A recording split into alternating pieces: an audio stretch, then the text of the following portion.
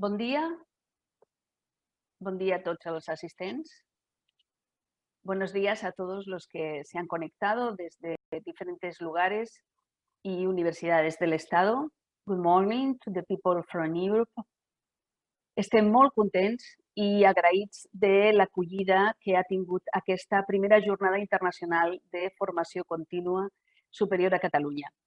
Hem tingut més de 200 inscripcions, em sembla que aquest matí érem quasi 230 de diferents àmbits. Està clar, per tant, la necessitat d'aprendre al llarg de la vida és evident i constitueix un motor d'importància creixent per la transformació de les societats i per assolir societats plenament integrades en el coneixement. Les universitats, la societat i l'economia estan cada vegada més convençudes que la seva aliança és imprescindible per abordar els problemes complexos que es presenten. Catalunya mostra, en aquest sentit, un dèficit en formació contínua de la població activa que ens situa per sota de la mitjana de les regions europees. Una de les raons per les quals la nostra posició dins de les regions europees en el Regional Scoreboard Innovation és d'innovació moderada. En aquest sentit, és imprescindible disposar d'aquesta formació, de formació ocupacional i contínua de nivell superior que permeti revertir aquesta situació. La inversió en recursos de tots tipus en proveir formació d'alt nivell a una part important de la població ha de ser objecte d'un esforç mantingut i d'una política destacada. Tots els presents hi som aquí amb interès perquè sabem que el lifelong learning pot contribuir de manera molt important a la dimensió social de les universitats, especialment quan s'incorpora com un procés estratègic. Sabem que la seva essència fonamental és oferir possibilitats a estudiants adults, desocupats i persones treballadores i organitzacions i donar resposta a les necessitats formatives actuals. I per això també la validació d'aquest aprenentatge és clau. Existeix una qüestió que està pendent d'abordatge en aquest sentit, l'aprenentatge no formal i informal, el que s'adquireix en el lloc de treball, el que resulta de la transferència i es concreta en les capacitacions i competències que contribueix a donar als centres formatius una funció genuïnament social de reconeixement de la seva tasca formadora i innovadora. Sense formació contínua no tenim innovació i ambdós processos es retroalimenten. El mercat de treball actual en canvi constant necessita perfeccionament i requalificació contínua dels seus professionals. El sistema universitari d'avui ha de ser capaç de canviar i millorar la manera de formar i de continuar formant de manera àgil i eficient. No obstant, molts dels presents sabem que l'aprenentatge permanent pot servir com a mecanisme de generació d'ingressos per a les universitats. Cal, per tant, una implementació eficaç i de qualitat de l'agenda d'aprenentatge permanent. Això suposa un altre dels temes claus de la jornada d'avui, la renovació de la cultura i les polítiques de l'organització universitària per adaptar i adaptar-se a aquests tipus de formacions tecnològiques avançades. Explorarem, per tant, en aquesta jornada com afrontem aquests reptes i com afronten aquests reptes altres països europeus. Hem de fer una reflexió sobre com podem modernitzar la formació superior universitària i implementar, com tenen alguns dels nostres col·legues, els nivells 5, 6, 7 i 8 de l'European Qualification Framework aquí a Catalunya. Per tot això, hem organitzat aquest programa complet que comencem avui però que continuem al gener. Sabeu que en concret tenim una nova jornada, la segona d'aquestes jornades el dia 14 de gener. El programa d'avui està organitzat de la següent manera. Tenim un primer bloc amb un anàlisi de l'estat de l'art, primer a Catalunya i en una segona part a Europa. En aquest últim comptarem amb experts europeus. Vull donar la benvinguda a tots ells. Welcome, representative of the General Director of Education and Culture, European Commission, that will update us to the state of the art in Europe. Thanks also to the representative of CDFOP project, who will tell us about the role of micro-credentials in facilitating learning for employment. Welcome to representative of Finland, France, and Germany, who will specify the context, policies, and practices of university lifelong learning. Gràcies a EUCEM European Continuing Education Network, que ens ha facilitat la relació amb l'entorn europeu i que també ens ajudarà a passar una enquesta que ens permetrà enfocar el tercer bloc d'aquestes jornades, que intentarem sigui molt dinàmic i ajudi a la participació de tots els presents. Aquest bloc, com podem adaptar als millors models existents a Europa al cas de Catalunya, estarà dinamitzat per 4 experts catalans en formació contínua i gestió del talent i que farem en grups separats per poder generar més participació. Intentarem començar aquesta dinàmica sobre les 12:45 i acabarem sobre les 13:45. Finalment, una última trobada, tots junts, per resumir les conclusions dels debats i farem la cloenda d'aquesta primera jornada. Molt bé, doncs amb aquesta justificació, amb aquestes intencions, amb aquests objectius i amb aquest programa, sense més dilació, passaré ara la paraula al secretari d'Universitats i Recerca del Departament d'Empresa i Coneixement de la Generalitat de Catalunya, el senyor Francesc Xavier Grau i Vidal, que farà una breu benvinguda institucional en representació del govern i a continuació donarà pas a la seva presentació, la formació contínua superior, un repte per Catalunya. Doncs, secretari, quan vulguis. Sí, molt bon dia, moltes gràcies, Mercè, i gràcies a tots els assistents per participar en aquesta jornada. Es produeix una circumstància una miqueta estranya i és aquesta connexió entre aquesta participació meva en la part d'inauguració de la jornada i al mateix temps donar pas a la primera, que seria la primera aportació. Ho faré d'una manera que es fonen les dues. Per tant, sense solució de continuïtat, faig aquestes primeres paraules d'introducció a la jornada, que són continuïtat de les que ja ens ha adreçat la Mercè Chacón, i tot seguit començaré ja a plantejar quin és per nosaltres el repte que tenim en aquest àmbit de la formació contínua. Es produeix la circumstància que el conseller havia de fer aquesta primera intervenció. Faig, per tant, una disculpa, ell no ha pogut ser per qüestions d'agenda i us adreço aquestes primeres paraules que tenen, en primer lloc, aquest agraïment per la participació tan àmplia que s'ha aconseguit. Agraeixo a Mercè, la directora general de Planificació, l'organització de les jornades i també la participació d'aquests ponents estrangers que ens ajudaran a fer aquesta perspectiva internacional sempre tan necessària, el benchmarking tan necessari per saber en quin punt som i en quin punt potser hauríem de ser. Thank you, Mrs. Kinga Shuli, Mrs. Anastasia Pouliou, Dr. Kari Sepala, Professor Jean-Marie Filoc, Dr. Beata Hor. Thanks for coming and participating in this seminar about long life learning in higher education here in Catalunya. Com deia la Mercè, la formació contínua ha quedat en evidència en els últims temps com una gran necessitat precisament per donar resposta a necessitats creixents, sobrevingudes, urgents, formatives, i tant per la part de la població com per la part de la demanda en els sectors productius. Passo a compartir una presentació, un momentet.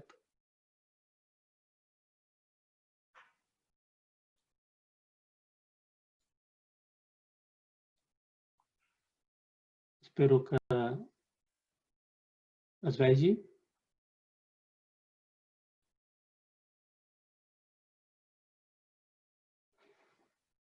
Sembla que ja es pot veure. La qüestió que ens plantegem és que la formació contínua superior és efectivament un repte per Catalunya. I com ella ja ha apuntat, com Mercè ha apuntat fa un moment, Catalunya és una regió europea que té un baix nivell relatiu de formació contínua. Aquesta afirmació prové de la comparació que ens dona el Regional Innovation Scoreboard, on entre els 18 indicadors que fa servir n'hi ha un, el de Lifelong Learning, on de manera sistemàtica Catalunya té valor d'aquest indicador per sota de la mitjana europea. Es pot veure en aquest quadre de la dreta, on en diferents tons de blau es veu el perfil de Catalunya en aquest diagrama radar al llarg de diferents edicions d'aquest indicador i, per tant, la sistemàtica en la que aquest valor de formació contínua cau per sota de la línia negra, és a dir, cau per sota de la mitjana europea. En el radar de l'esquerra és el de l'any 2019. Aquí es pot veure potser més clarament, com es fa la comparació. Hi ha dues línies de referència. La línia puntejada negra és la mitjana europea. La línia sòlida de color carbassa és la mitjana, la posició de Catalunya en relació a la mitjana espanyola. Només en l'indicador de lifelong learning, la línia carbassa cau per sota del 100. Això crec que per si sol ja val per marcar-nos un senyal d'alerta. Què està passant en formació contínua a Catalunya? I el que està passant no és d'un sol any, sinó que a més és sistemàtic. És una cosa que dura des de fa com a mínim una dècada. Aquí tenim la mateixa informació que en el diagrama radar, però amb una taula, i es pot veure com entre l'edició del 17 i el 19, Catalunya en l'indicador de lifelong learning ocupava la posició 133 de 220 regions i a 2019 ocupem la 151 de 238 regions. O sigui, ha perdut posicions en aquest conjunt de regions europees en aquest indicador de formació contínua. Però, a més, la davallada és continuada. Des del 2011, el valor de l'indicador estava a un 76% de la mitjana europea i ara estem a un 70% de la mitjana europea. Com deia, només amb aquestes informacions ja hauríem de preocupar-nos, de reaccionar. Què està passant en termes de formació contínua a Catalunya? En el conjunt d'Espanya, un total d'un 10% de la població participa en activitats de formació, comptabilitzat en els termes d'aquest indicador europeu, d'unes persones que han tingut alguna experiència de formació contínua al llarg de l'any. El sector que més participa és el que correspon a educació superior, amb un 17%. I la franja d'edat amb més participació és la relativament jove, la que es produeix després de la graduació, per tant, probablement en una formació de postgrau, amb un 27%. A mesura que incrementem la franja d'edat, baixa el nivell de participació en formació contínua. I també podem veure en aquest diagrama com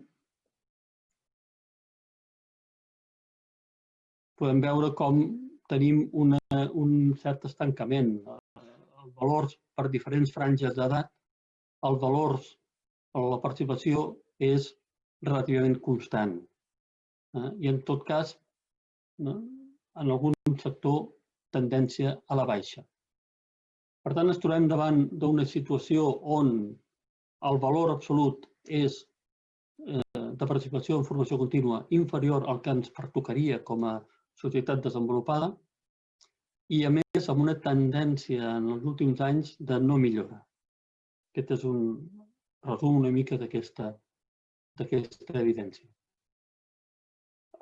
L'estratègia Europa 2020 va marcar com a objectiu per tota Europa arribar a un nivell de participació del 15% en formació contínua.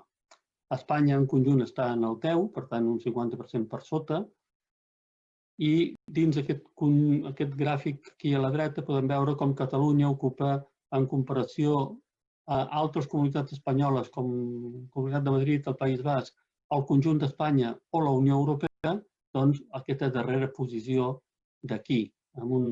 Estem com a recuperant, però encara lluny dels valors que podrien semblar-se a l'objectiu. Tenim, per tant, una situació que he volgut descriure gràficament de senyal d'alerta davant d'una economia que ens demanda cada vegada més renovacions de l'especialització, formacions, reskilling, en definitiva, una formació contínua més extensa. Crec que, en part, la situació nostra es deu a dèficits a la nostra política pública en formació per l'ocupació. Posaré un parell d'imatges. Per exemple, aquest mateix any s'ha produït una organització de competències en el govern de l'Estat. Les competències de formació per l'ocupació han passat del Ministeri de Treball cap al Ministeri d'Educació i Formació Professional.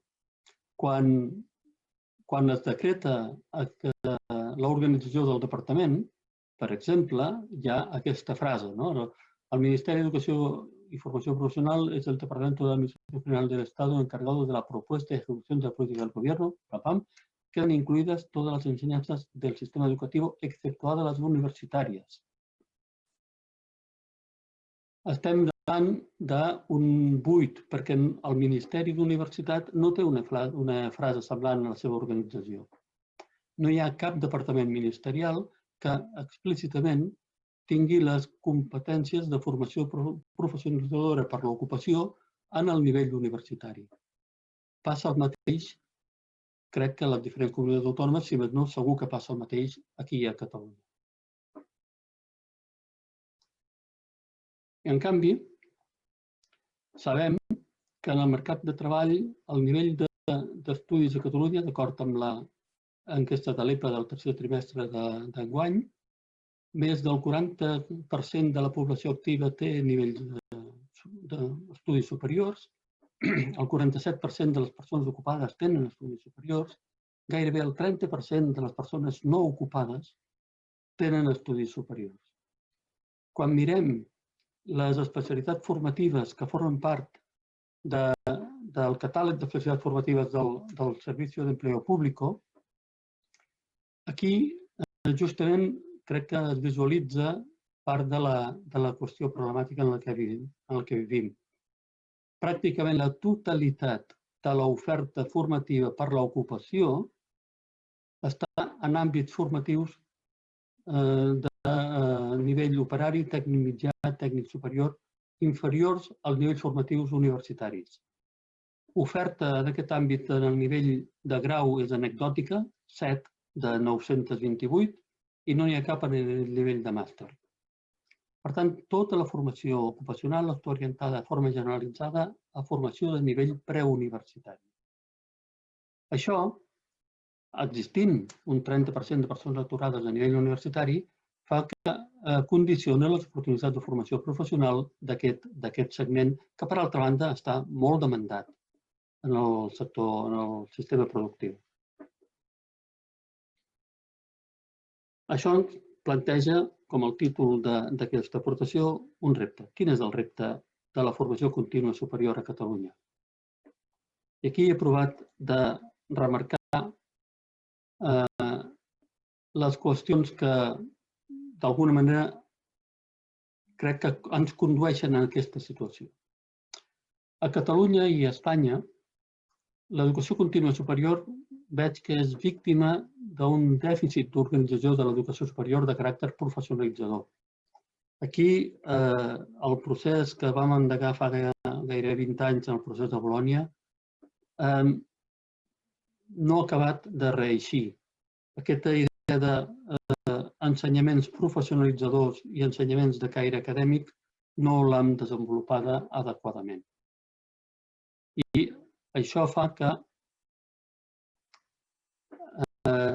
tenim una separació entre educació superior no universitària, la que es produeix en cicles formatius de grau superior, que depèn del Ministeri d'Educació i de Conselleria d'Educació, responsable de l'educació inicial, primària i secundària, malgrat que es tracti d'educació terciària, i aquesta està separada de l'educació universitària, que es produeix al 100% en universitats qualificades com universitats investigadores, perquè a Espanya no existeixen el que sí existeix a la major part de països europeus, que són les universitats que podem anomenar de ciències aplicades. Les tenim interioritzades dins la mateixa universitat investigadora, però amb paràmetres d'universitat investigadora. L'educació universitària i la carrera professional dels professors universitaris és avaluada i acreditada mitjançant estàndards relacionats amb la generació de coneixement a tots els programes, independentment del seu nivell de professionalització. Això fa que aquesta oferta formativa tingui un biaix cap a components més acadèmics, depenent de l'àmbit en què es troba. I l'oferta de formació contínua universitària, que he comprovat mirant les memòries de les diferents universitats de Catalunya, que en total és superior a 50.000 estudiants per any. Això és una quantitat considerable en el total d'estudiants universitaris de Catalunya. Més de 50.000 persones estudien a les universitats catalanes alguna activitat de formació contínua. Aquesta formació contínua universitària està majoritàriament orientada de baix cap dalt, és a dir, neix de la iniciativa normalment del professorat, del departament, però no neix normalment d'accions institucionals de resposta a necessitats i demandes socials, perquè no és un segment de formació, el de la formació contínua universitària, encara prou institucionalitzat a les universitats. L'oferta universitària és pràcticament aliena a les polítiques de formació per a adults i als recursos públics mobilitzats. No participa d'aquestes polítiques que emanen moltes vegades de la política europea, d'aquesta formació per a adults. És una formació, d'alguna manera, secundària en el sistema universitari.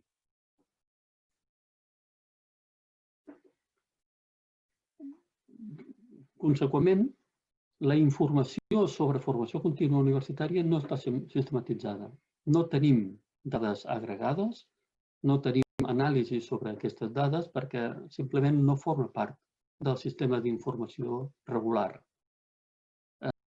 Com veurem, estem treballant en corregir aquesta situació. Ja des de la secretaria amb IDESCAT estem promovent que aquesta informació sigui recollida de manera sistemàtica.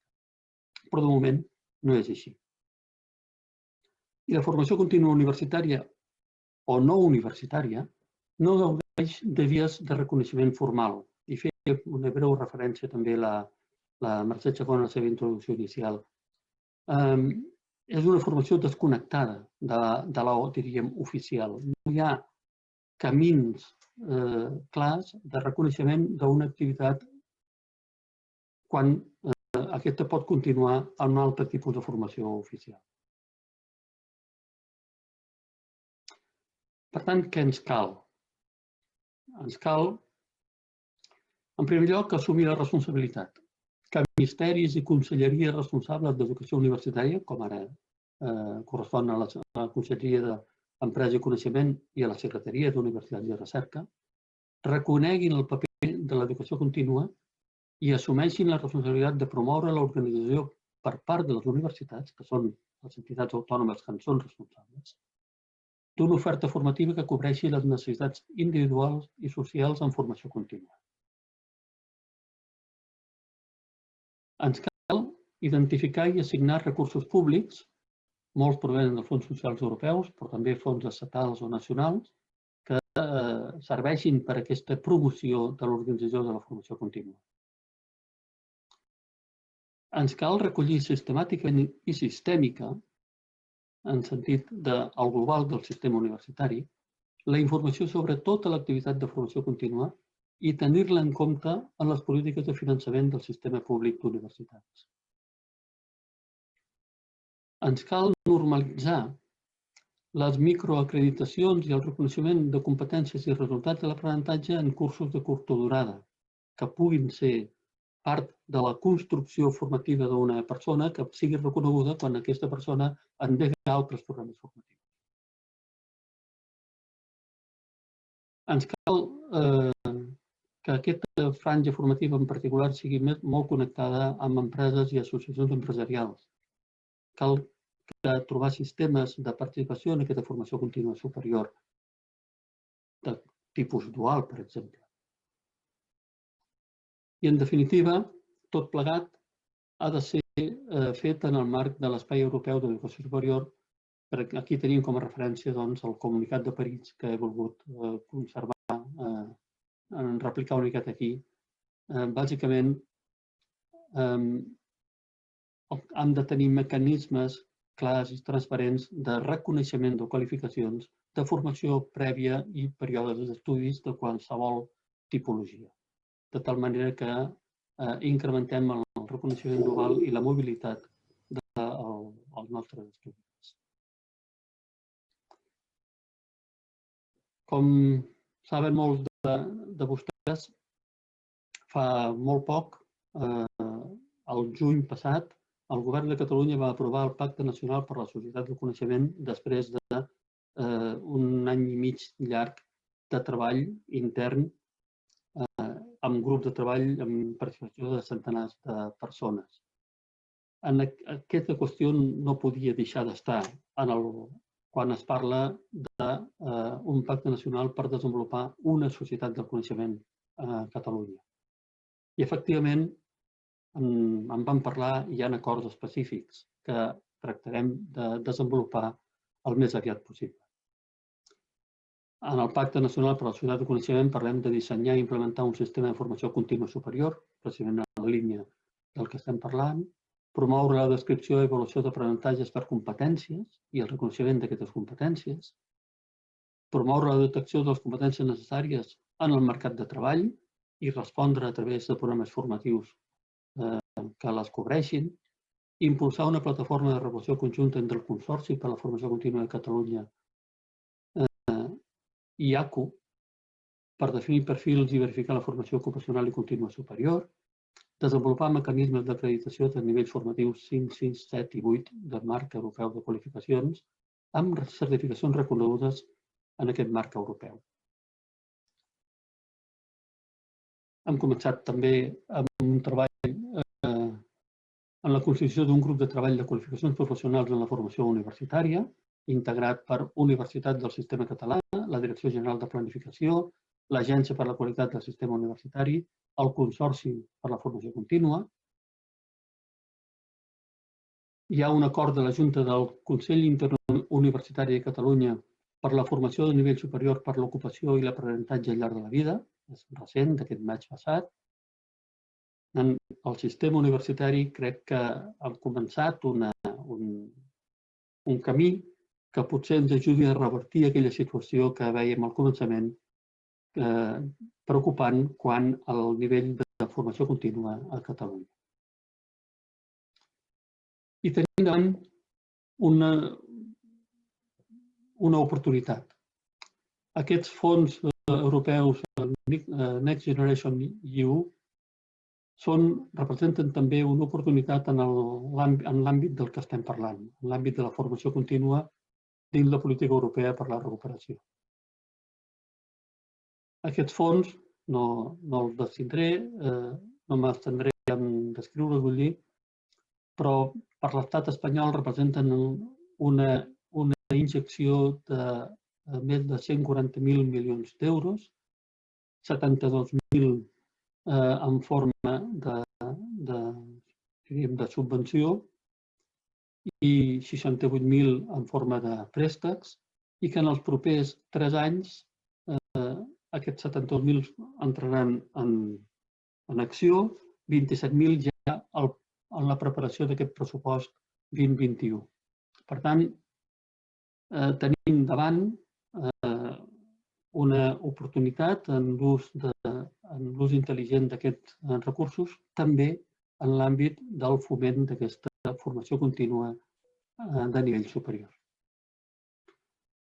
en la descripció de les polítiques espanyoles d'utilització d'aquests fons, aquestes 10 polítiques palanca, la 7a, Educació i Conocimiento, fa referència explícita a la formació contínua. I al desenvolupar-la es parla de la necessitat de treball també amb les universitats. Com deia, una oportunitat que se'ns dona per accelerar aquests treballs de normalitzar la situació de la formació contínua en l'àmbit universitari. El Ministeri d'Universitats ha identificat uns recursos específics per a aquest pressupost 2021. Alguns a compartir i a treballar conjuntament amb les comunitats autònomes, no són pocs, 186 milions d'euros. Per tant, tenim aquí la capacitat de promoure programes específics que s'adrecin a l'ús d'aquests fons i també una altra línia de 120, dins d'aquests 186 milions d'euros, hi ha 120 adreçats a ajuts a universitats, a les universitats. Per part nostra, per part de la Secretaria d'Universitats i Recerca, quan hem fet una preparació dels plans per la reactivació econòmica i protecció social arrel d'aquesta crisi Covid, hem incorporat i hem valorat diferents projectes que ja tenen en compte aquest dèficit que tenim en formació superior. Un programa U3L-CAT, que és el que volem desenvolupar en el si del Consell Interuniversitari de Catalunya, per promoure una oferta organitzada de formació contínua universitària, un programa de capacitació digital, un programa de reciclatge i perfeccionament professional per a la transició digital i un programa de foment a l'alfabetització i competències digitals pels ciutadans de Catalunya. Molts components de digitalització, també com correspon als principals eixos impulsats per aquests fons Next Generation. I espero que amb aquesta primera presentació hagi quedat prou clar que tenim un problema de comparació relativa quan el nostre sistema de formació contínua representa un repte molt específic pel nostre sistema universitari. Hem de poder normalitzar el paper de la formació contínua dins l'oferta formativa de les universitats, deixar de ser aquell component una miqueta residual de l'activitat que forma part d'una part també residual de les memòries d'activitat de les universitats. És una necessitat ben clara i identificada i des de la Secretaria treballarem perquè amb el conjunt del sistema universitari aquesta situació identificada com a deficient i deficitària se vagi solventant i d'aquesta manera contribuïm a construir aquesta societat del coneixement que hem volgut definir amb aquest Pacte Nacional per a la Societat del Coneixement. Moltes gràcies per l'atenció i els desitjo una molt bona jornada.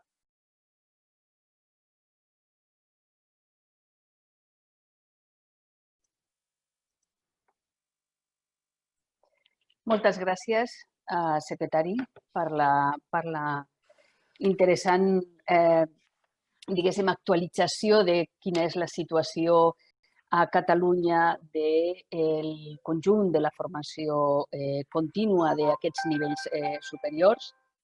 És evident que hem de reformar la llei.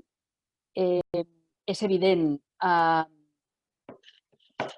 que hem d'incorporar la responsabilitat, com bé deia, sobre el lifelong learning de nivells superiors a les estructures administratives que corresponen per tal que sigui reconeguda, que sigui titulada, que s'assignin als recursos públics que corresponguin i que sigui promocionada aquesta formació, entre altres coses, perquè el que ens diu la societat en general i el que ens diu també el sistema econòmic i empresarial és que aquesta formació és ara imprescindible per tota la transformació que requereix la nostra societat i per convertir la nostra societat en una societat del coneixement.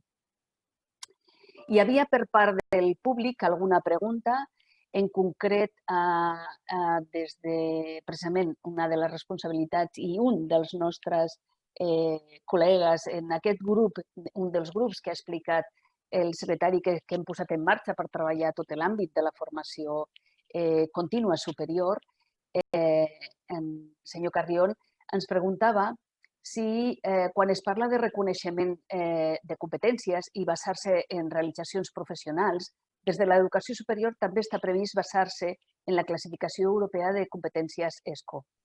Doncs és evident que el que pretenem, i ell ho sap molt bé i aprofito per comentar-lo amb tot el públic, el que necessitem efectivament és equiparar-nos amb els països europeus en aquest sentit i equiparar-nos, a més, no solament en el reconeixement de les competències, sinó en aquells llocs de treball i en aquelles ocupacions, com defineix l'ESCO, amb aquelles competències. I, a més, posar-nos als nivells que Europa considera en el seu European Framework per les qualificacions. Per tant, aquests nivells, com dèiem abans, al principi 5, 6, 7 i 8. En aquest sentit, nosaltres continuarem treballant. Crec que sortirà precisament en totes les següents intervencions aquesta qüestió. Acomiadem el secretari i ja intentaríem entrar en el següent àmbit, en el bloc d'intervencions que ens posaran en context europeu i precisament crec que podrem relacionar amb aquesta pregunta que se'ns ha fet sobre ESCO. Precisament per entrar i iniciar tot aquest bloc internacional, tenim amb nosaltres, com us deia al principi, EUCEM. EUCEM ha estat col·laborant amb nosaltres en aquestes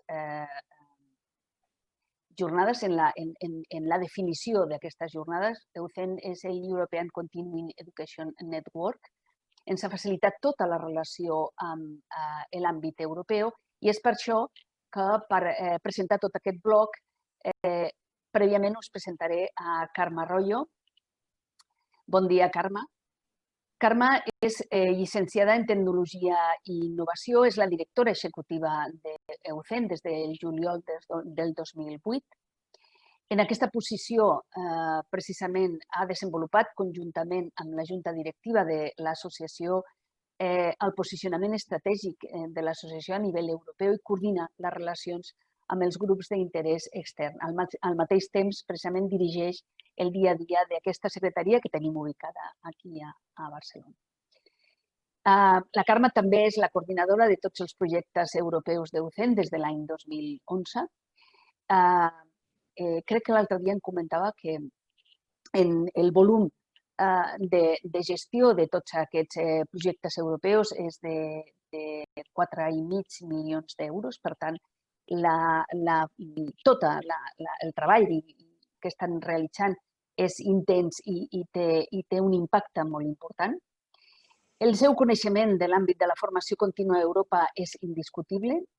Jo he tingut l'ocasió, i ara li dono gràcies públicament, de treballar amb ella en un projecte que és molt important precisament de formació dual, que la setmana que ve hi haurà unes jornades en què en tractarem. I és un privilegi comptar amb ella perquè ens pugui presentar avui el bloc internacional. La Carme representa oficialment el nexe entre diferents directors de la Comissió Europea i EUCEM també des de l'any 2008 i interactua particularment i de forma molt activa amb el Directorate General d'Education and Culture i també amb la Direcció General d'Ocupació, d'Assumptes Socials i d'Inclusió. Carme, et dono la benvinguda i endavant. Aquest bloc és de la teva gestió. Moltes gràcies. Moltes gràcies, Mercè. Estic encantada d'estar aquí. Gràcies per la introducció i moltes gràcies al senyor Grau perquè ha fet una presentació que ens ha posat en perspectiva quina és la situació a Catalunya i per què volem fer aquestes jornades. I will switch now into English, if you allow me, because the next presentations that we'll have today are going to be made in English, all of them. Our keynote speakers are experts from different areas. And before I give the word to any of them, to all of them, I would like to thank them very much because it's a real pleasure for us and a privilege to have them here. So I would like to start with the first keynote speaker without any further delay because the agenda is quite busy today. So I would like to present Ms. Kinga Zuli. She is the head of Sector of Higher Education Policy at the European Commission, Directorate General for Education, Youth, Sport and Culture since November 2017. This unit provides, among other tasks, policy support to member states, ensures Commission representation in the Bologna process, and cooperates with external international actors, like, for example, OECD, to provide evidence-based research on the field of higher education. I think that the information that Ms. Zuli will give us today in her presentation is going to be really interesting and relevant for our seminar. So without more delay, I'm happy to give the floor to Ms. Zuli. Thank you very much. Thank you very much for this introduction. I will try to manage now to share my screen.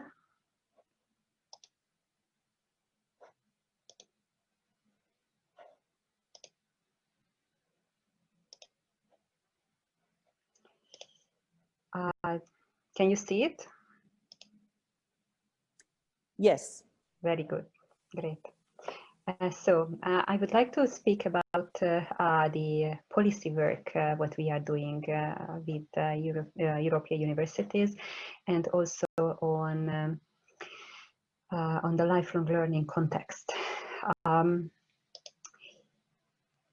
Importance of education is highlighted by the President of the European Commission.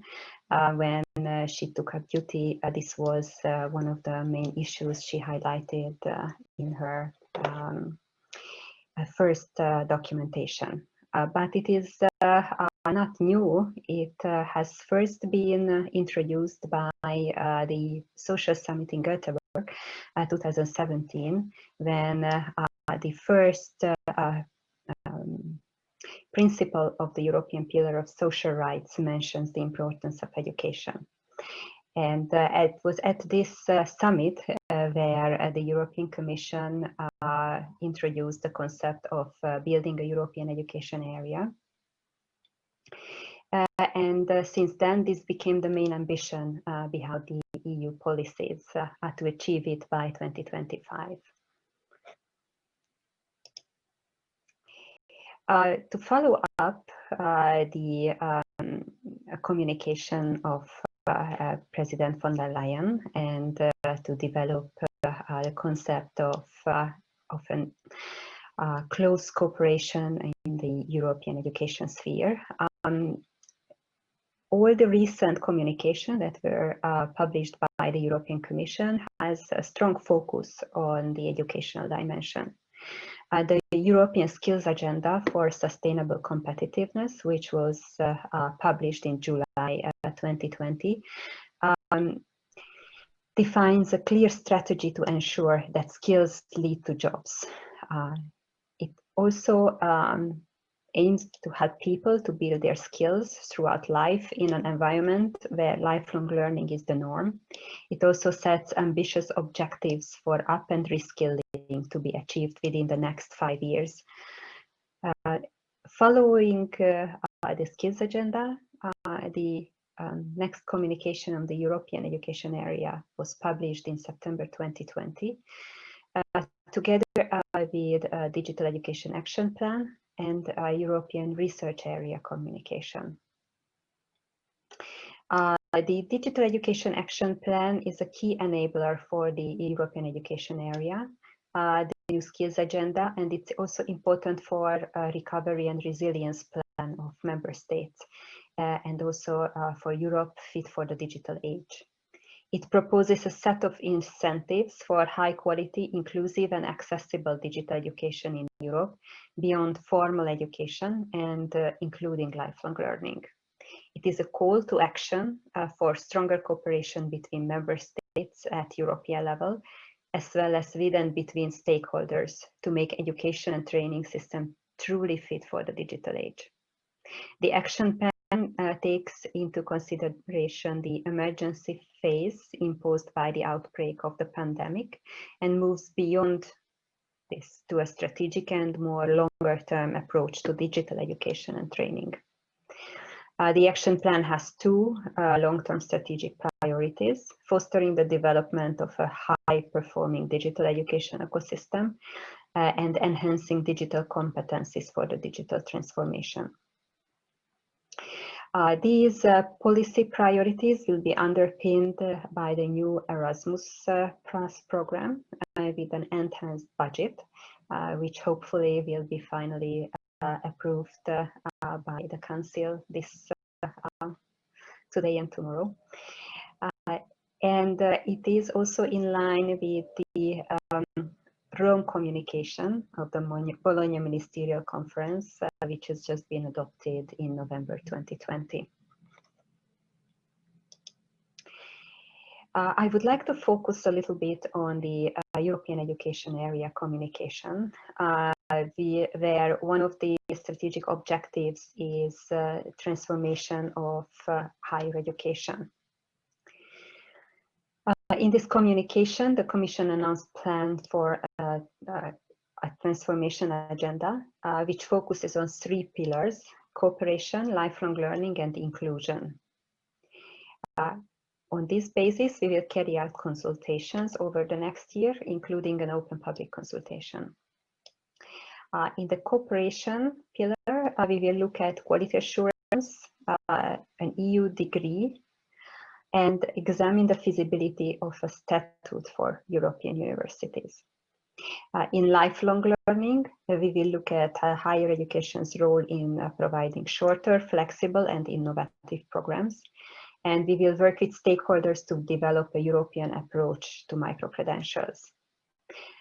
In inclusion, we will work with stakeholders to see what works and how we can upscale efforts in order to ensure that the higher education population reflects the diversity of our surrounding communities.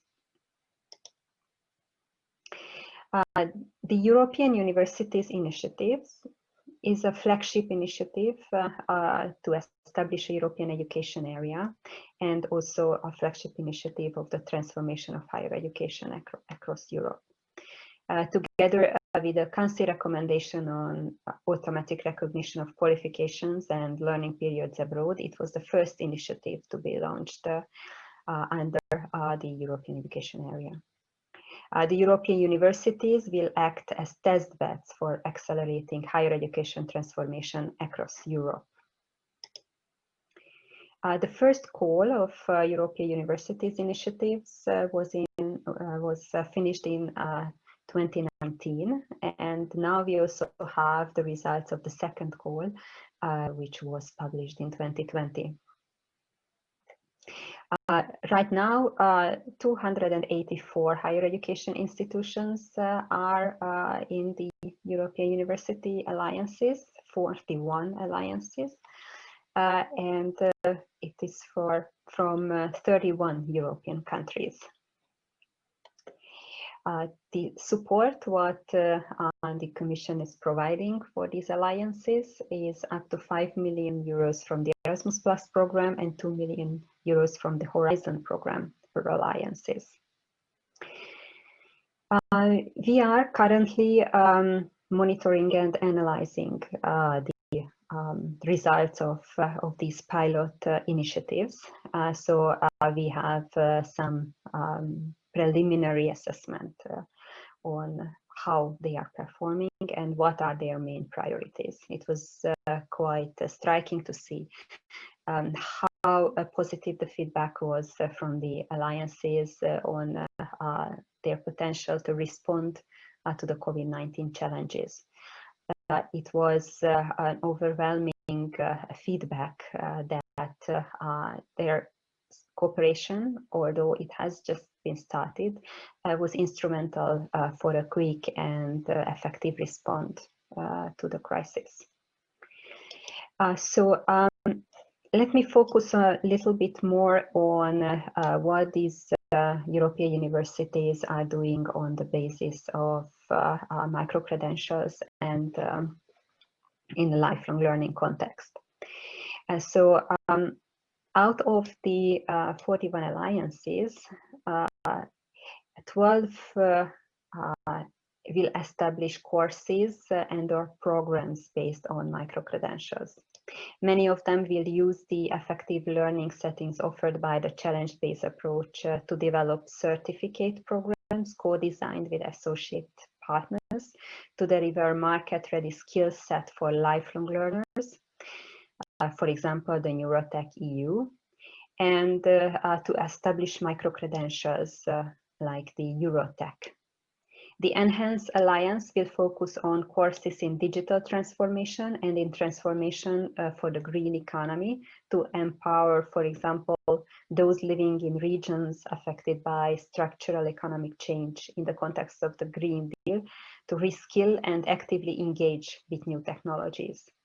The Universe Alliance will develop aerospace digital nudges that may be offered for professional development or for use in campus teaching in the context of a flipped classroom, to be integrated into a MOOC or a SPOC, or even to participate in a longer assembly as part of an online program leading to certification, university credits, or even graduation.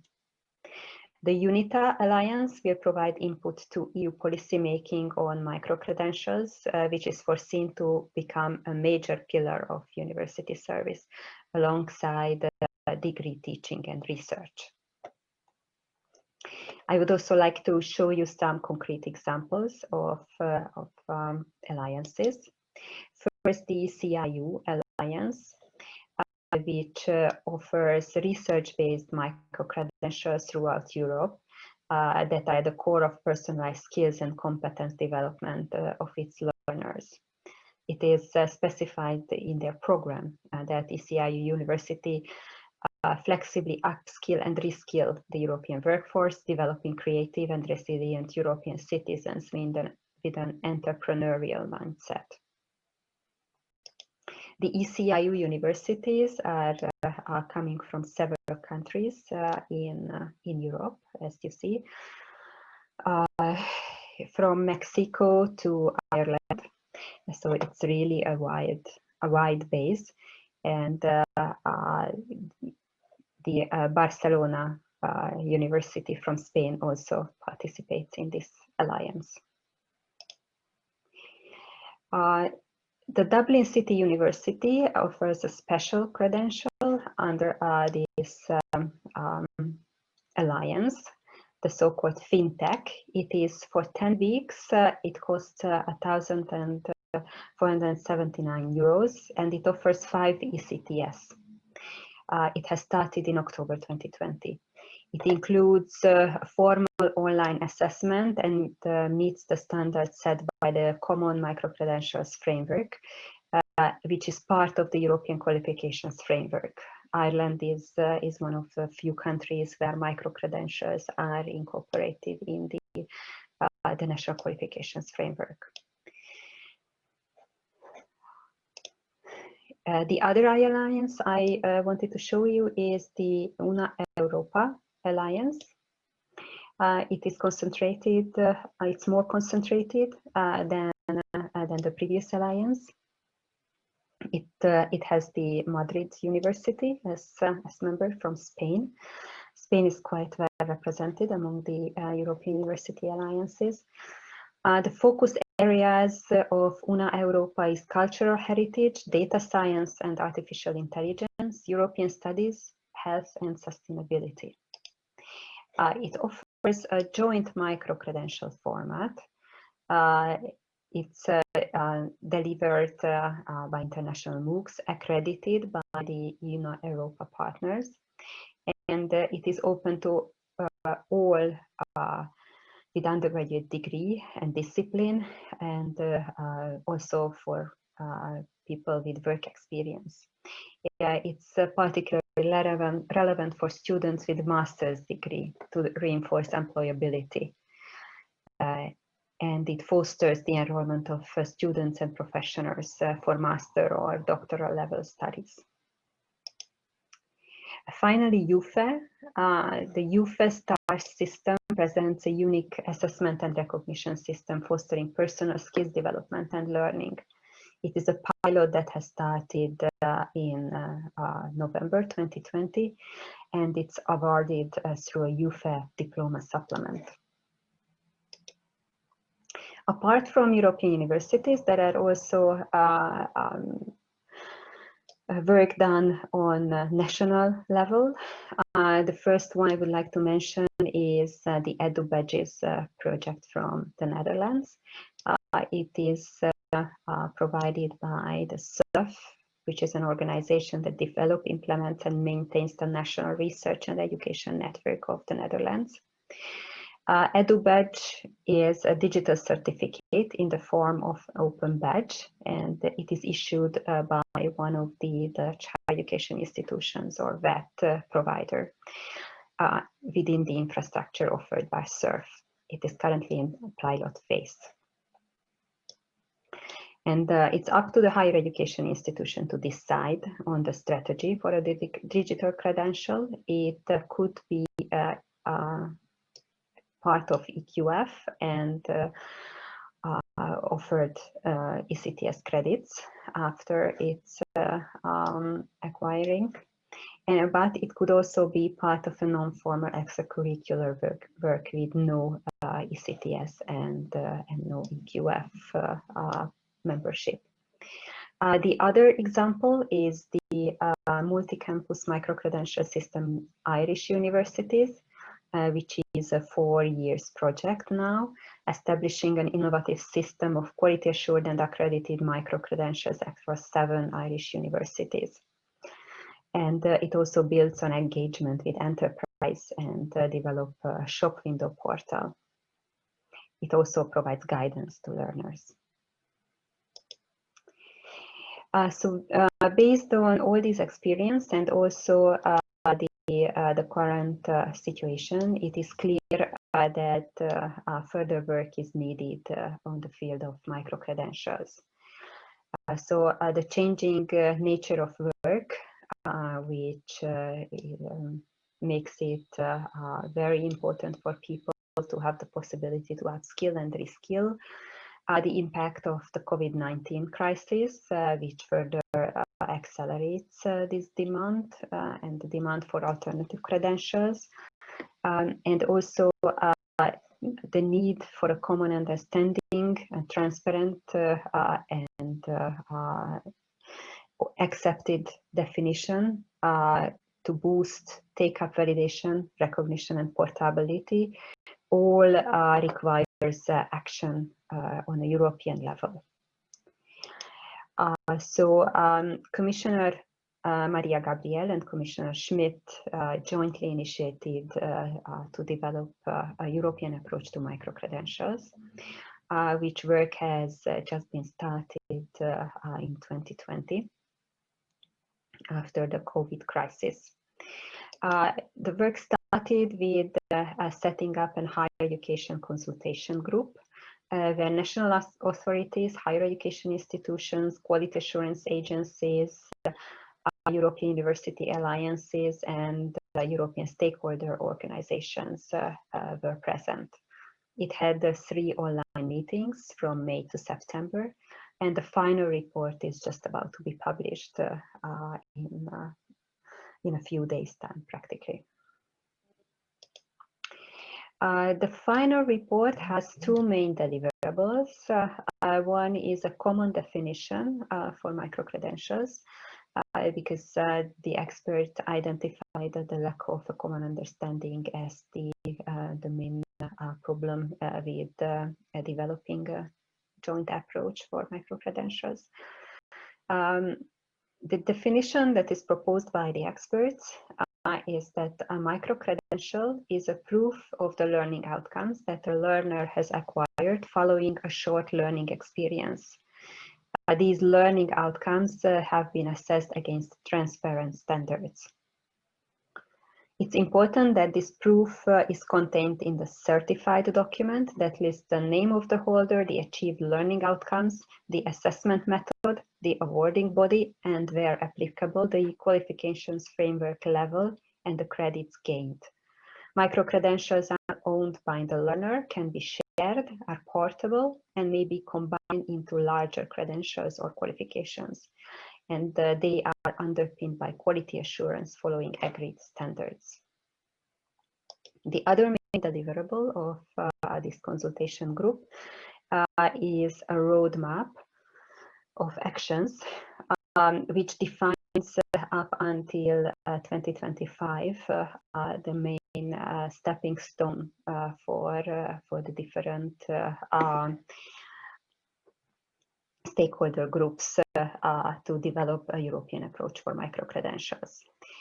So it sets what has to be done on European level, national level, and institution level.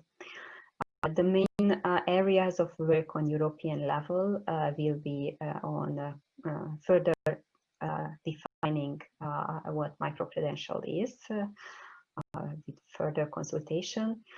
Work on quality assurance, as this is crucial for the trust to be improved for micro-credentials, both from institutions and labor market actors, and the Europe-wide recognition of these micro-credentials. On national level, consultation should start on how the national qualifications framework could incorporate micro-credentials, and there are support necessary to help the take-up of micro-credentials. And finally, I would also like to mention the further work, what we are planning for micro-credentials. The publication of the expert report, I already mentioned that it's coming in a few days' time. And following that, we will start wide public consultations. We will launch an open public consultation early 2021, where I hope we will receive extensive input from stakeholders, how to define the European approach for micro-credentials. And we are planning to adopt a council recommendation by the end of 2021. And with this, I would like to thank you for your attention. Of course, I'm happy to answer questions. Thank you very much, Kinga. It's been very interesting and a very also a wide perspective of what is in Europe happening right now. I see that the micro-credentials are very interesting tool, a very interesting tool that a lot of institutions and organizations are looking at. I was just wondering, I'm not sure if there is any question in the question and answer box that people could still write some questions there if they want. But I was just wondering, when you were showing us the roadmap for the next years, I kind of looked at something you put there, that trusted non-higher education institutions. And I was just wondering, what do you refer to, how these non-higher education institutions are identified as trustworthy, and what would be the role and how they are combined or how they can work with universities, basically. Currently, there are not only in the European Universities Alliances, but also more widely, several attempts where universities form a joint consortia with non-higher education providers. And in that cases, it has already been tried and tested that the micro-credential provided by this partner of the university is trusted, and universities are offering ECTS credits, for example, for those short learning courses offered by a long-term partnership between universities and non-higher education providers. Of course, we aim to broaden this European approach to micro-credentials, not just limited to higher education. So we are looking at possibilities together with our colleagues in employment,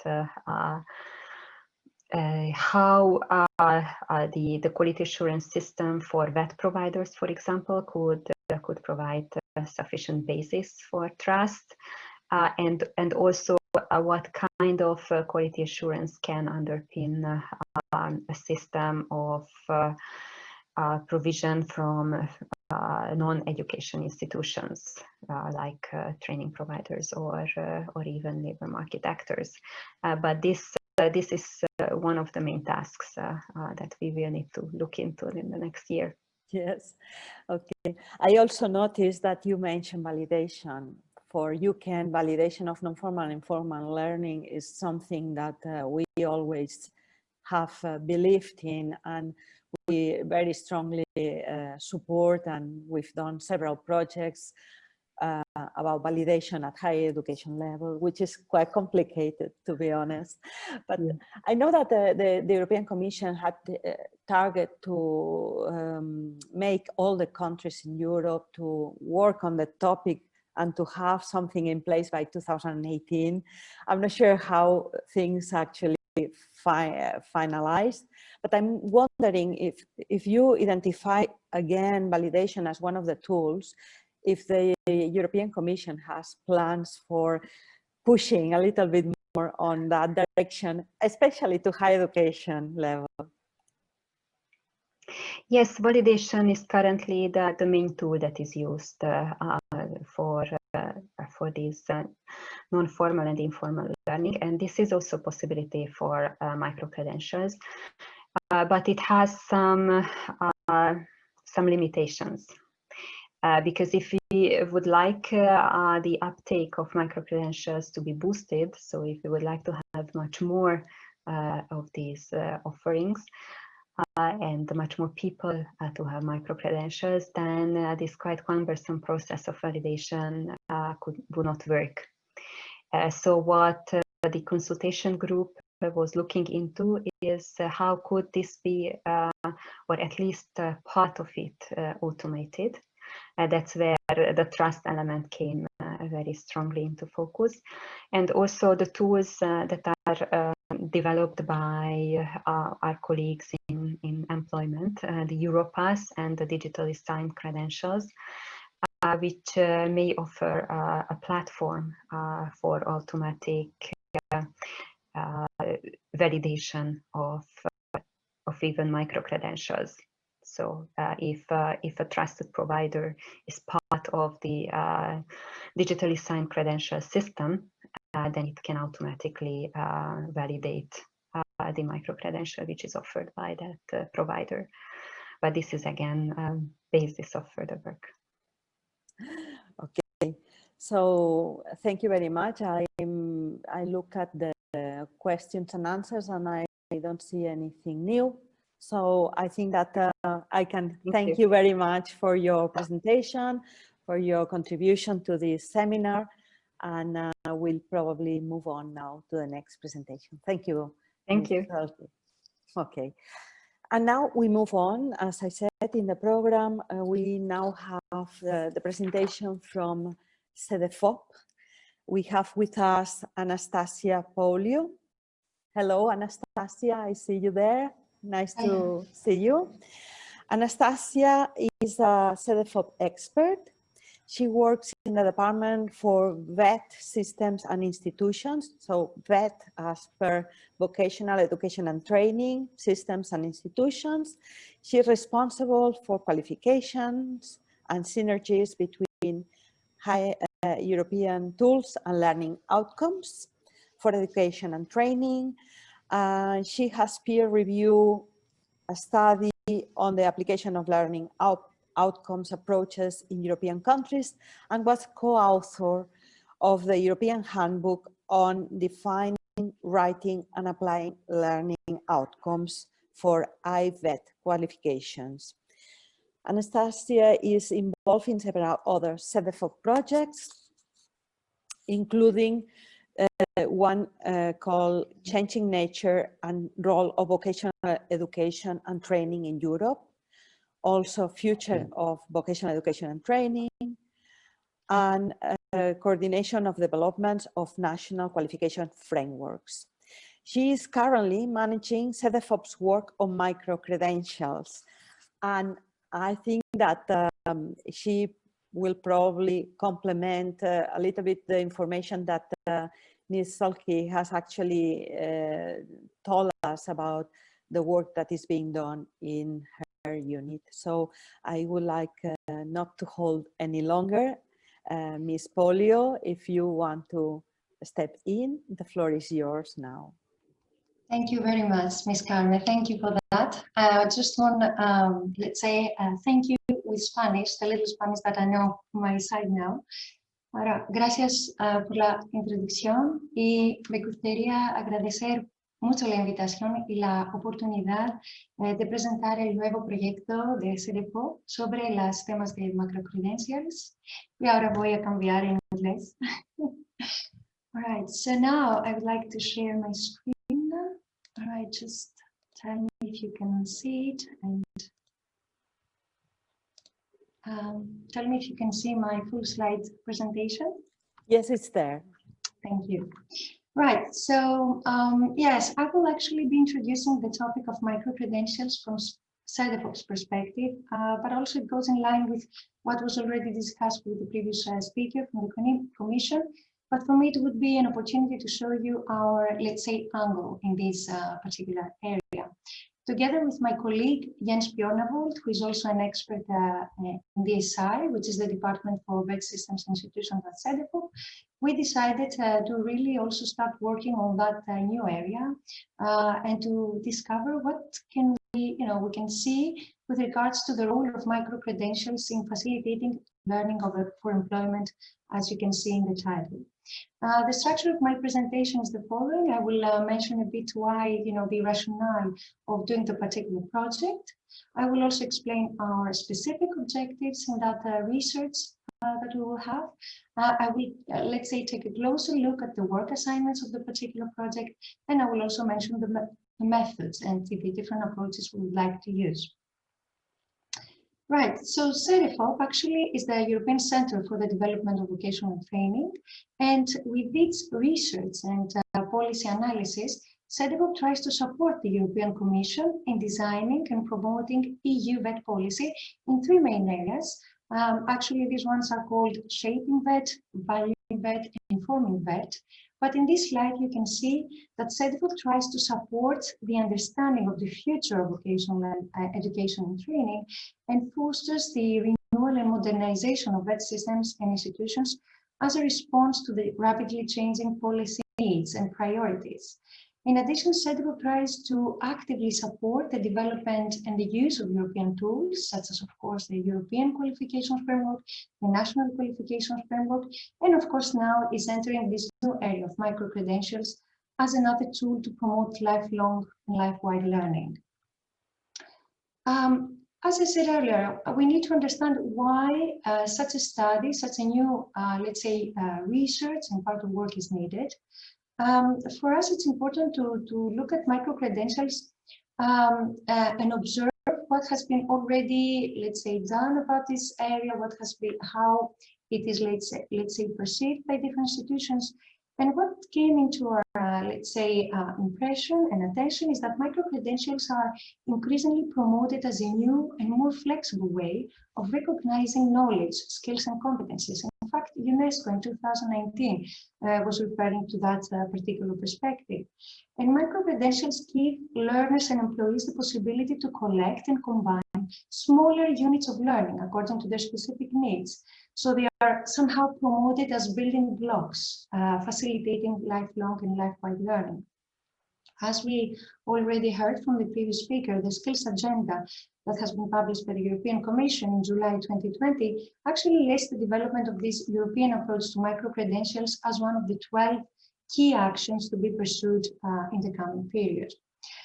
Now, for us, really, to pose this question was very important, why to do this particular study. And we realized that the recent research that has been carried out on micro-credentials focuses mostly on higher and academic education. Of course, this is very important and very relevant, but this perspective somehow overlooks the potential role of micro-credentials in vocational and professional education and training. It also overlooks the potential role of micro-credentials outside formal education and training, most notably for upskilling and reskilling in companies and labor market sectors. So a key purpose of the study is to get a better understanding of the more directly labor market related use of micro-credentials.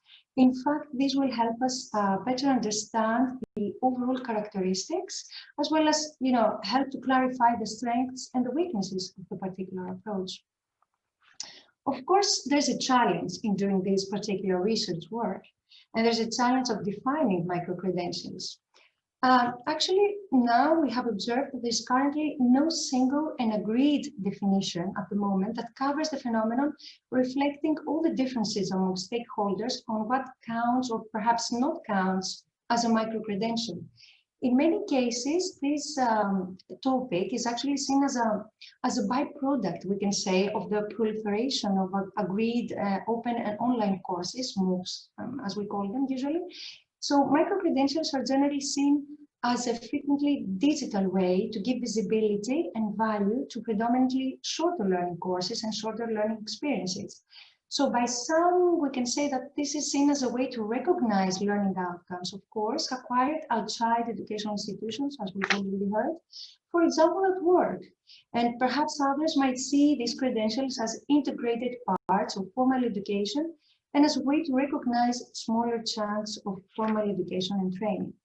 Now, there are many different institutions that have tried to, let's say, agree on a definition, like OECD and, of course, the Bologna process follow-up group, which in fact states that micro-credentials represent smaller units of learning developed as a response to evolving professional and societal needs.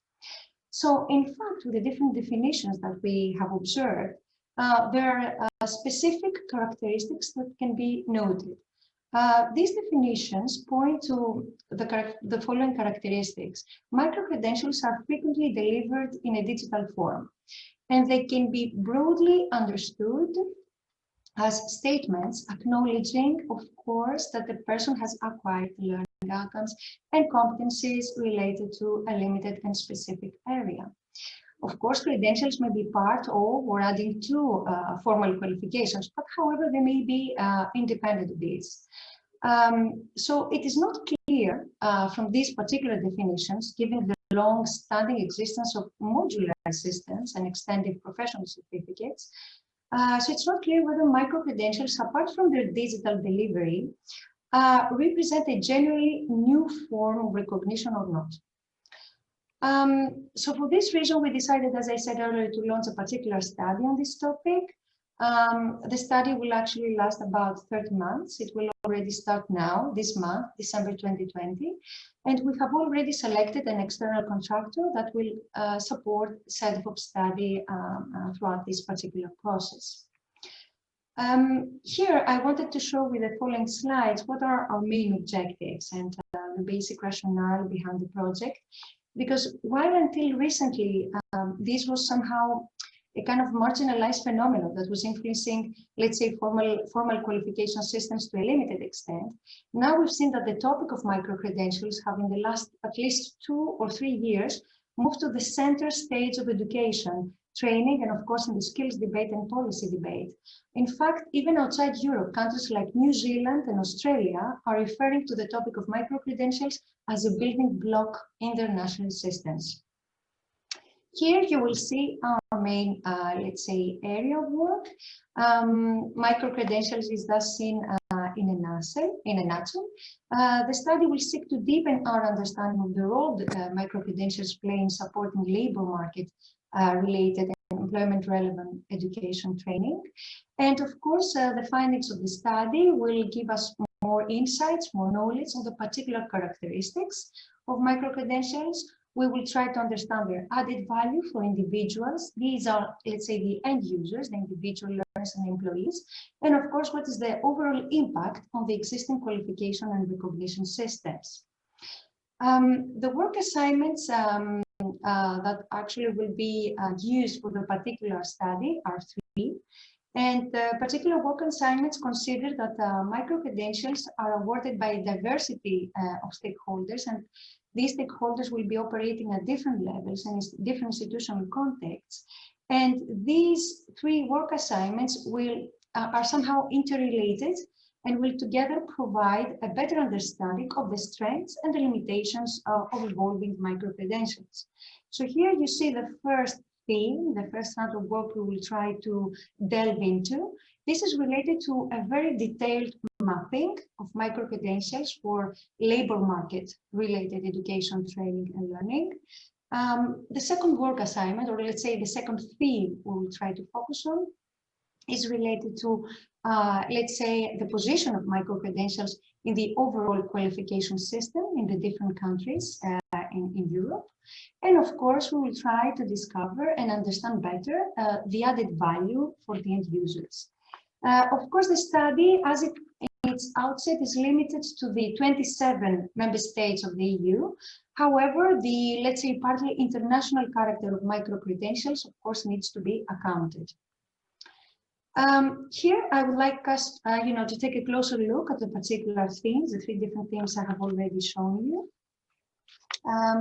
The first theme, the first one, which is work assignment 1, is a very important one. We definitely need to understand what is the current use of micro-credentials.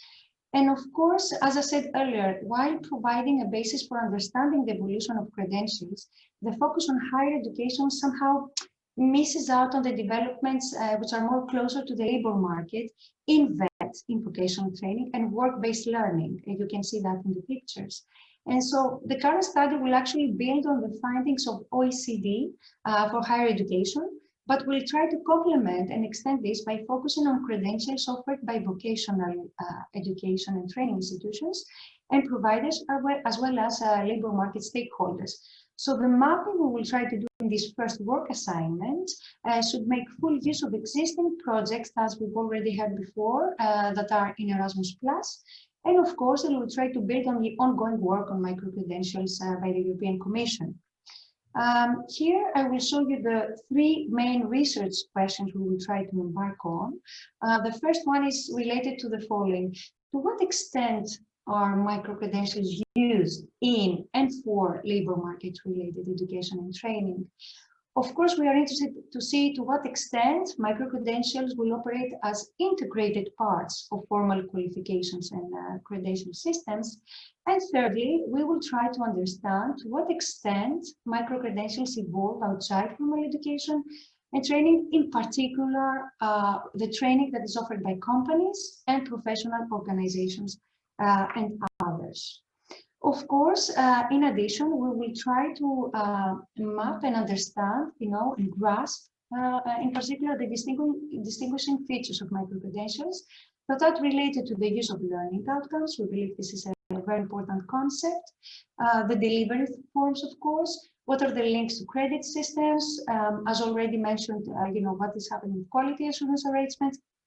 And of course, which is the format of micro-credentials, if it is digitally signed credentials or Are there any papers issued one? So again, these are features we would try to cover in the study. However, before I show you the second theme that the study will focus on, for me it's important to explain a bit the dimension of qualification systems, because we believe that micro-credentials cannot be analyzed as an isolated phenomenon, but they need to be positioned in relation to the ongoing evolution of qualifications and credential systems. CEDEFOP has done a study back in time in 2010, and this study was called Changing Qualifications in Europe. And for us, this is a very important study because it provides an important reference point, still valid for the particular contextualization. And in fact, in this study, we try to outline a set of scenarios for the development of qualification systems in Europe towards 2020 at the time. So the outlined scenarios have referred to a set of key tensions that characterize the evolution of qualifications and credential systems. You can see now in this graph, it's very important that we have specific tensions underlined. First of all, in the vertical line, you will see that the tensions between flexibility and stability is a key tension to, and the key important, let's say, parameter to the understanding of modern qualifications and credential systems. A focus on stable and dependable qualifications places the main emphasis on developing and maintaining a coherent, stable, transparent system of trusted qualifications that can stand the test of time. Of course, we talk about the important notion of flexibility, and emphasizing flexibility implies that a wide range of learners should have easy access to qualifications and credentials, and of course, these should be associated with a diversity of learning forms. If you take a good look at the horizontal axis, you will see another tension. This tension is referring to the supply and demand side. And the tension between supply and demand is also key to the understanding of modern qualifications and credential systems. And when the supply side dominates, as is the case, for example, in traditional national qualification systems, main objectives are to protect standards and to ensure transparency and predictability, and thus to reach a very wide group of potential learners as possible. So we understand that these dimensions between shorter and longer term objectives are very important because they illustrate the conflicting requirements that are going to be met and balanced, of course, by qualifications and credential system. And again, what I need to highlight that this in fact illustrates that the issue of micro-credentials is very highly political. It has a very important role in the political discussions as well. Now, for this reason, just for explaining you, what we have done previously in our study, the important role of credentials in the qualification system, I'm taking you now to the second theme, to work assignment 2, because understanding the role of micro-credentials in relation to the overall evolution of qualification systems and how these support the learners of all ages and in different situations requires a much wider perspective. Here, in this topic, in this particular theme, we will try to understand how micro-credentials are linked and integrated in the overall qualification systems. And while the work will focus on national qualification systems, the influence of credentials that are issued in other countries and by other international bodies perhaps might challenge the influence of national stakeholders, and we're very interested in that. Secondly, we want to reflect on the location of micro-credentials within the overall qualification system. So that's why we have the particular questions, which are the roles and objectives of micro-credentials in the national systems. And of course, the study should reflect on the institutional and technological conditions, as well as, of course, the trust and confidence component for this kind of accumulation to take place. And thirdly, the study should reflect on the impact of micro-credentials. And of course, we need to understand more broadly to what extent can somebody speak of a new way of recognizing knowledge, skills, and competencies, potentially reducing the role of traditional qualifications as we know them today. The third and last important research strand of work we will embark on is work assignment 3, which is related to the micro-credentials and the added value for the people, for the individuals, for the individual learners and employers. Because the key question to be asked here is whether, micro-credentials are transferred, exchanged, and accumulated in order to facilitate lifelong and life-wide learning. This is the most important purpose we need to see.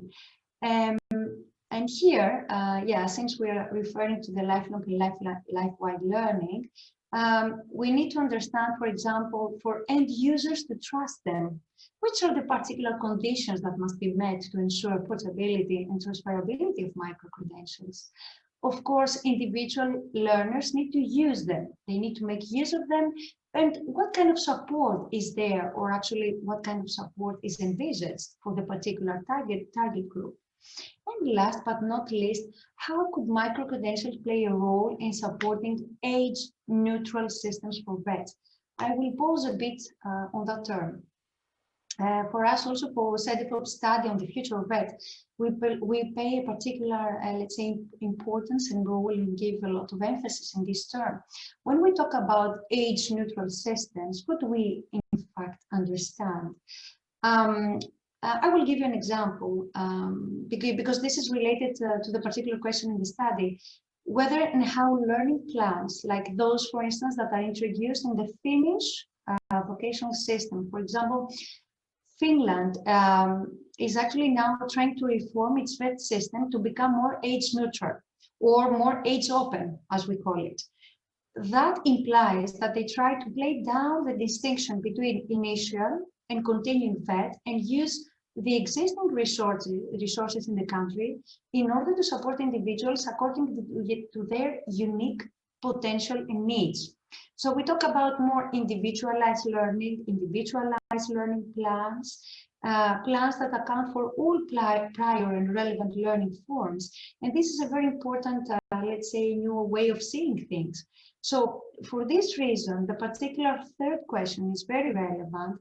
And we want to see, as I said earlier, how the learning plans like those that are introduced in the Finnish vet system can be supported by, for example, comprehensive personal learning records that combine formal qualifications, micro-credentials, and other types of documentation.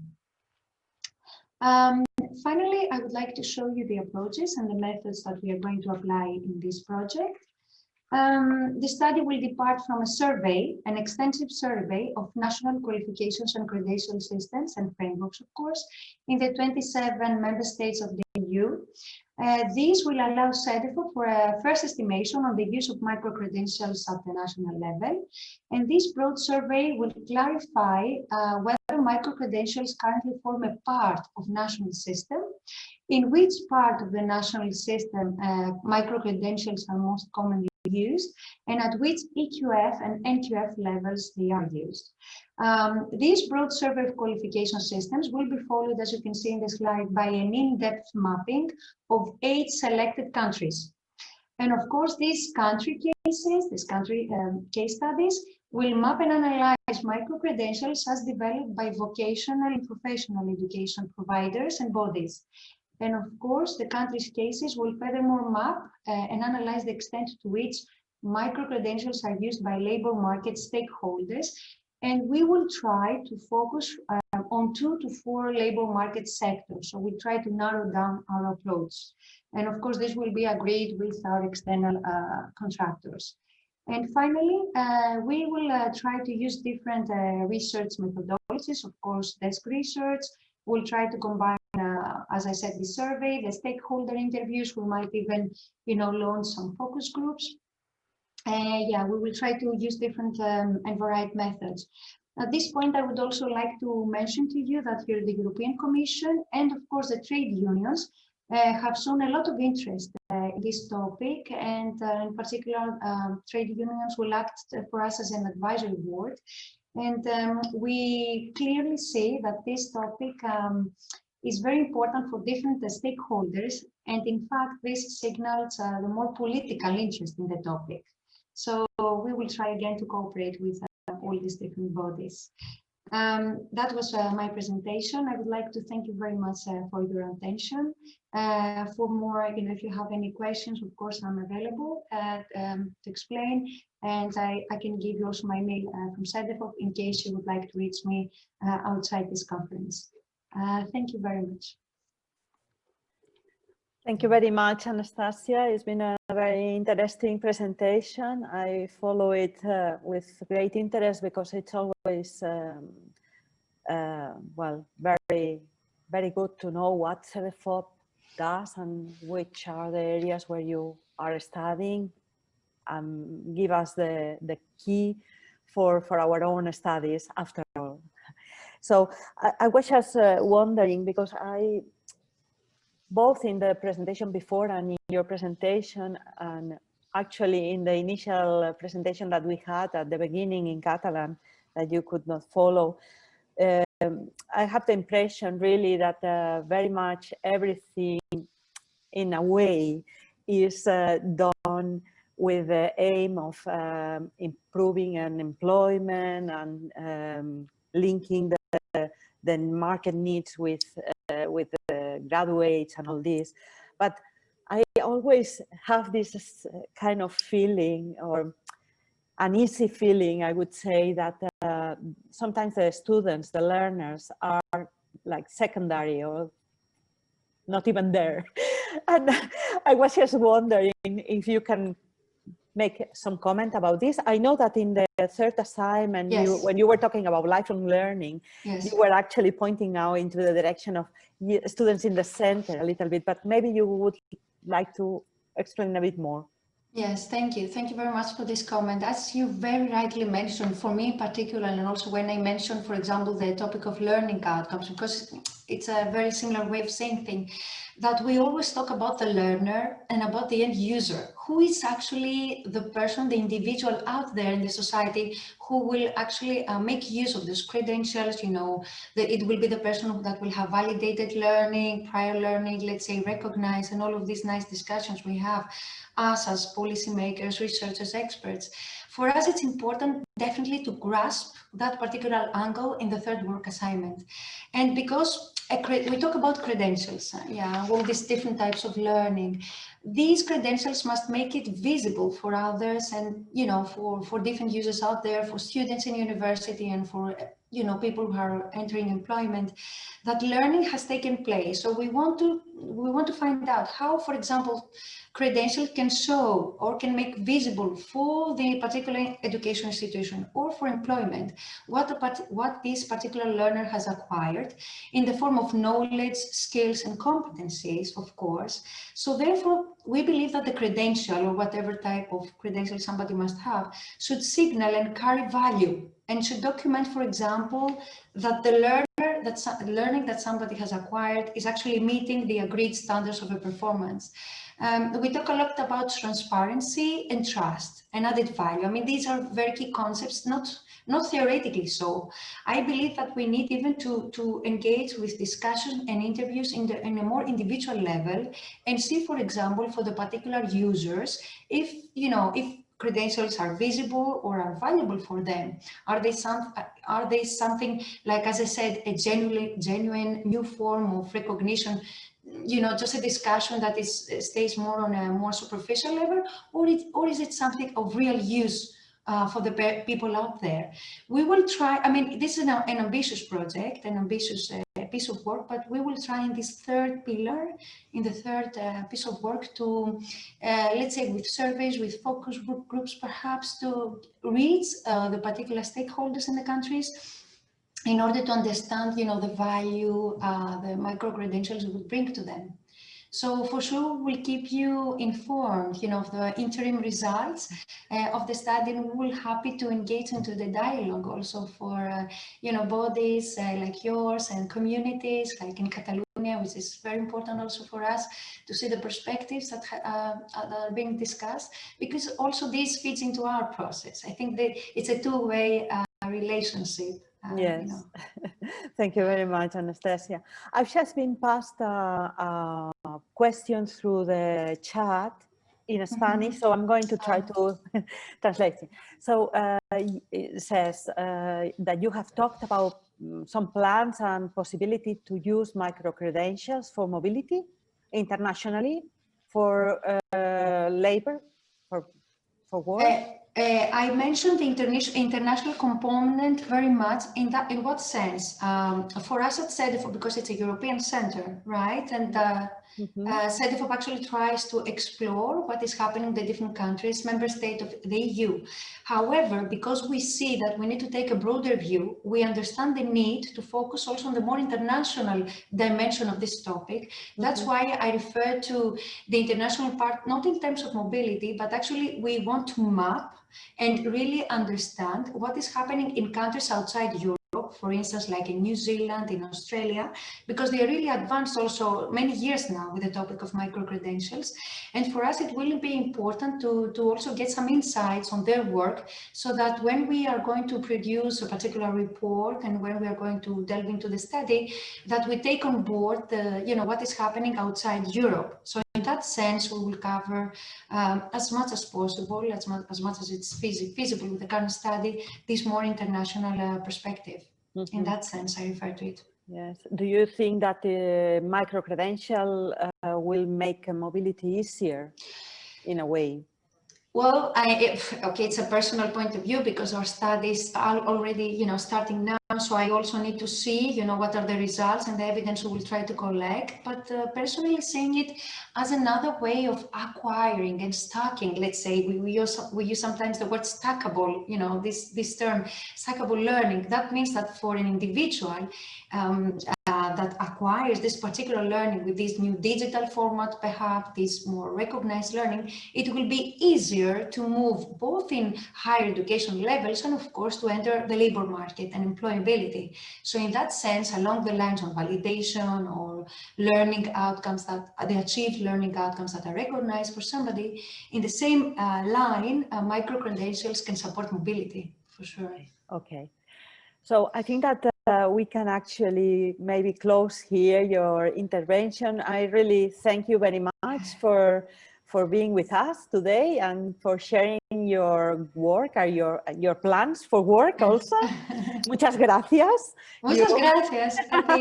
You speak very well in Spanish, so keep going. And we'll give you some credit also.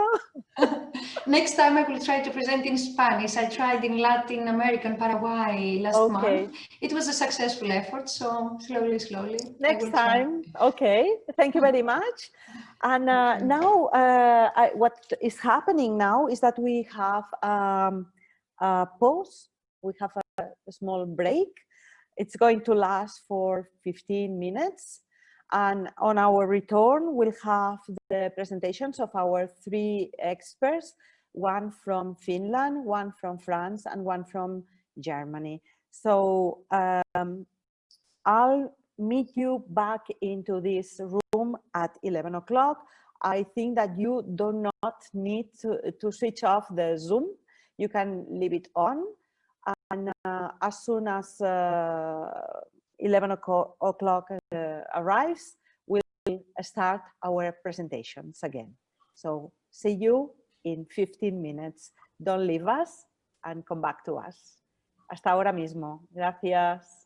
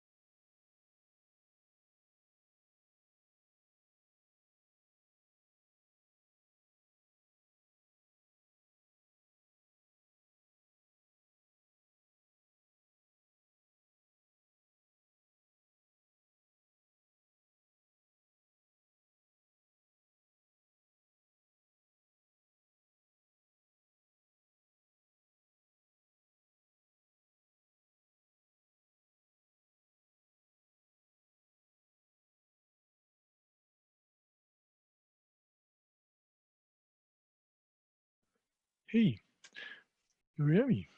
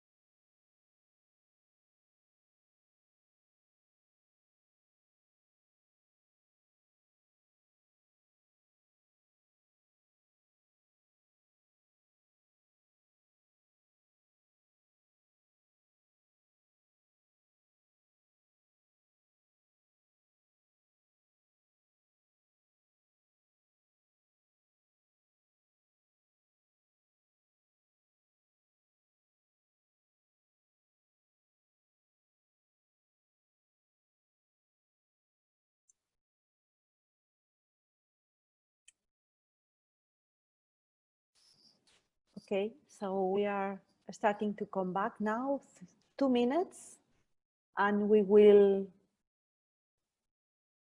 start again.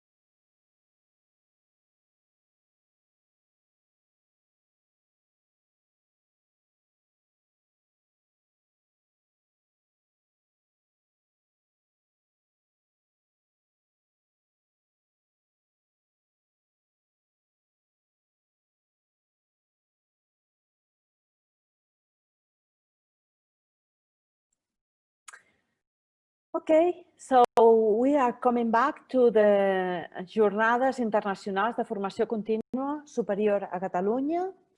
We are starting the following block.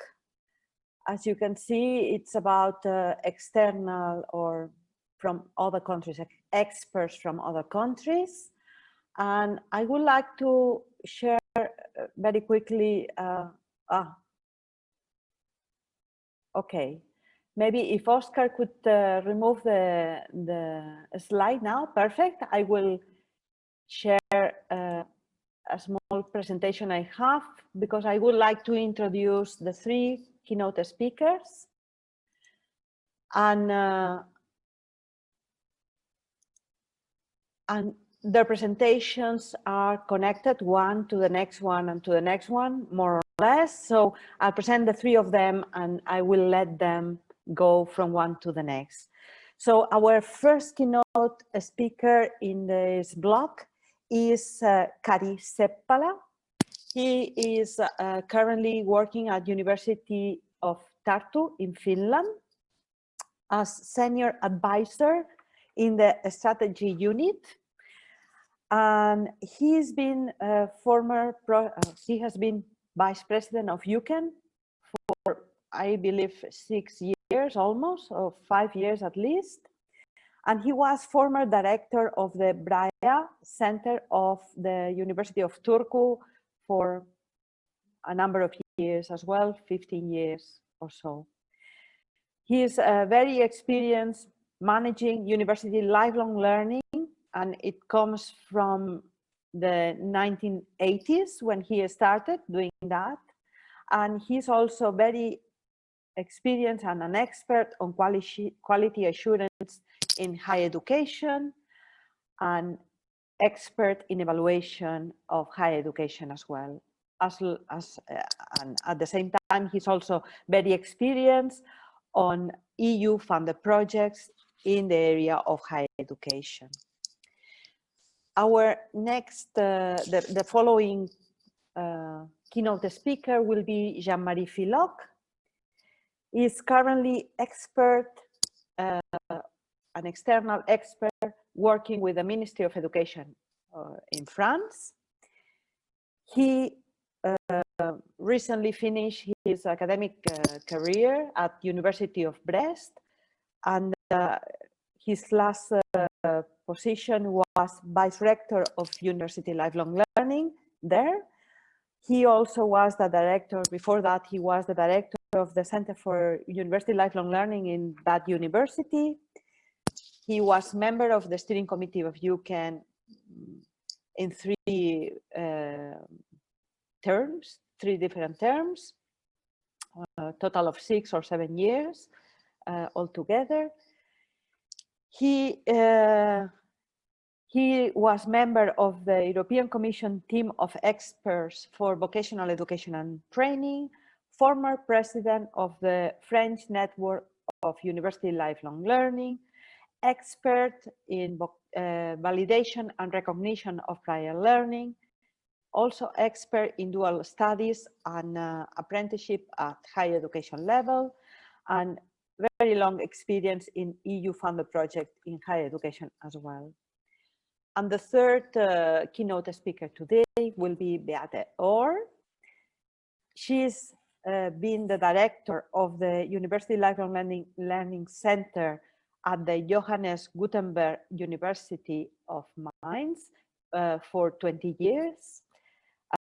Is member of the University Council of that university, member of the Council of Federal Associations of Universities and Science, board member of International Affairs of the National University Lifelong Learning Association in Germany, chairman of the Regional Association of Universities and Science in Rhineland-Palatinate, former president of German Network for University Lifelong Learning in Germany, former member of the steering committee of UCAN also for 4 years, if I'm not wrong, and long experience in EU-funded projects in higher education. As you can see, they are, the three of them are very experienced in the area of University Lifelong Learning, in the area of higher education, and without more delay, I give the floor to Kari Sepala, who is the first one who will present in this block. Kari? Thank you, Carmen. Let me see now if the video will start to work. Yeah.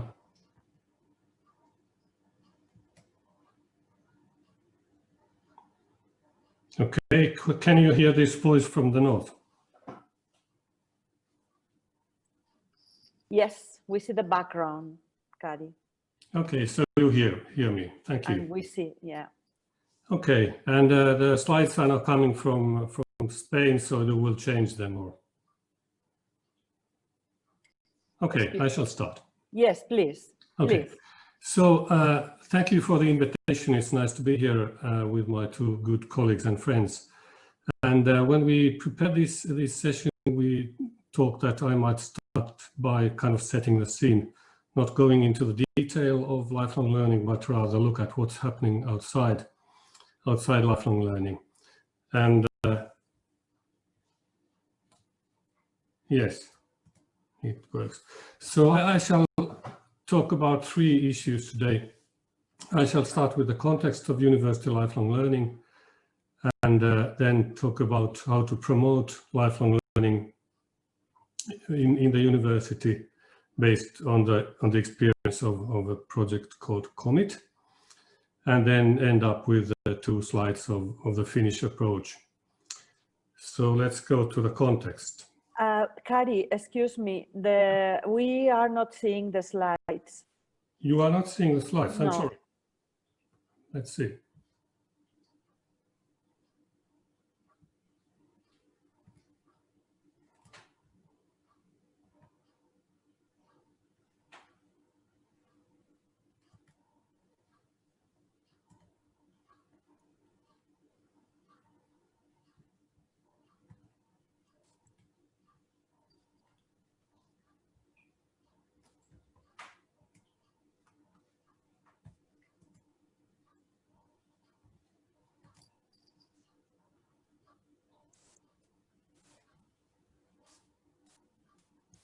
I could share them for you if you want, Kari. It should be there now. Can you see them now?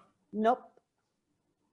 There seems to be a problem. Maybe, Kami, you can help me with sharing. Yes, sure. I'll do that for you, and you tell me when to pass the slide. Okay. If we take the... Okay. Okay, you can take the next one. As mentioned, I have 3 parts in this presentation. Some slides of the context of lifelong learning, then the promotion of lifelong learning in the university, and a little about the Finnish approach. The next slide, please.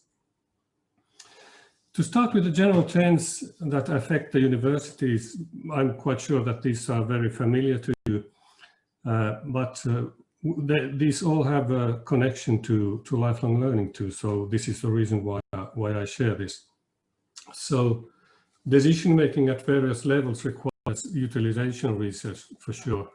If I think of a concrete example, the professors in our faculty of law typically travel to Helsinki to visit the parliament. Then the next one of the wicked problems, you certainly know that the universities have started to work very effectively on the sustainable development goals, and so the interdisciplinary approach is very important. Then open science. We hear the story of data being the new oil of today in business, and so open science is very important. Of course, not to be carried out till the maximum, but rather to the optimum. Then a very important one about the impact, because the universities have to produce impact and they have to show the impact. And I'm really thinking about 2 important groups of people. There are the people who think that the universities are very important, and we have to show them that we are, and we have to continue working with the society so as to show that we are useful. And there is the other group, the people who think that we are not useful. And it's as well very important that we kind of build up the legitimacy of the universities. So everybody needs the universities in a way or another. Then on the other side, we have the issue of flexibility. I understand that there is this fundamental value of basic research, but when we have to also offer solutions for all kinds of problems, so we have to be able to kind of change and modify our activities to be flexible for the different situations. Digitalization is very important, of course, and we took a giant leap in online learning because of the pandemic, but it's also very much a question of the content of our education, so that we are able to help our students learn for the environment that they will work in, and it is certainly most digitalized. And of course, the pandemic also changed the practices of internationalization. We do not travel as we used to, but after the pandemic, we shall certainly continue on our international connections. And if I think personally, so during the pandemic, I have been able to take part in webinars and workshops that I could never have taken part in the old days, because I didn't have the possibility to travel. Now very much is open and online, so it's very practical, really. And then it's clear that as we have used lots of public funding to cope with the pandemic, we have to pay back at some point, so that the demands for efficiency and effectiveness will grow after the pandemic, probably in 2022. So it will be a challenge for the universities as well, because of the kind of probable cutbacks that will come. And as I said, these trends are certainly familiar for you, but I raised them so as to show that they are really something that affect the context of lifelong learning. And if you allow a piece of promotion at this point, I'm here kind of on behalf of the network UCAN, and some years ago we launched a motto: search, learn, share. And I would think that when the universities cope with these trends, our task is kind of to search for solutions learn how to implement our approaches and practices, and then share them within our universities, between the universities and with the society. So quite huge things happening out there. And Kame, if you take the next slide. And then when we think about the roots and roles of the universities in the society, I make use of a survey that was carried out by the Academy of Finland some 4 years ago. It's a survey that they will do every 2 years, and 4 years ago they looked especially at the impact of science.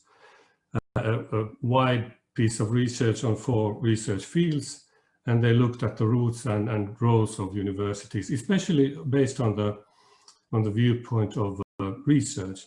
But in my University of Turku, we have used the same approach for the impact of university, and it seems to work quite well. For example, when we designed the indicators for engagement, so we used this structure, and it was really helpful. So talking about the roots, the first part is the research, of course, the research that produces knowledge, and the outcomes are there for society and stakeholders to use. The second part, education. We educate people who go out there and help the society and working life.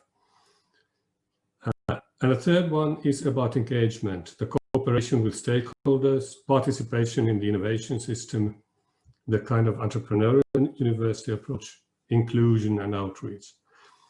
And if I think of the old school, I think that when I was younger, I didn't like the colleagues, the professors who said that it's enough if we do good research and good education, that's our impact.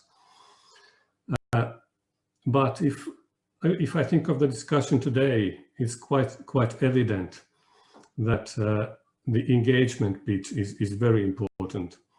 We are not talking about a linear approach, a linear impact where we produce research and somebody uses the outcomes, or we produce the experts and the society makes use of that. But the university discusses and works and cooperates with the society and working life.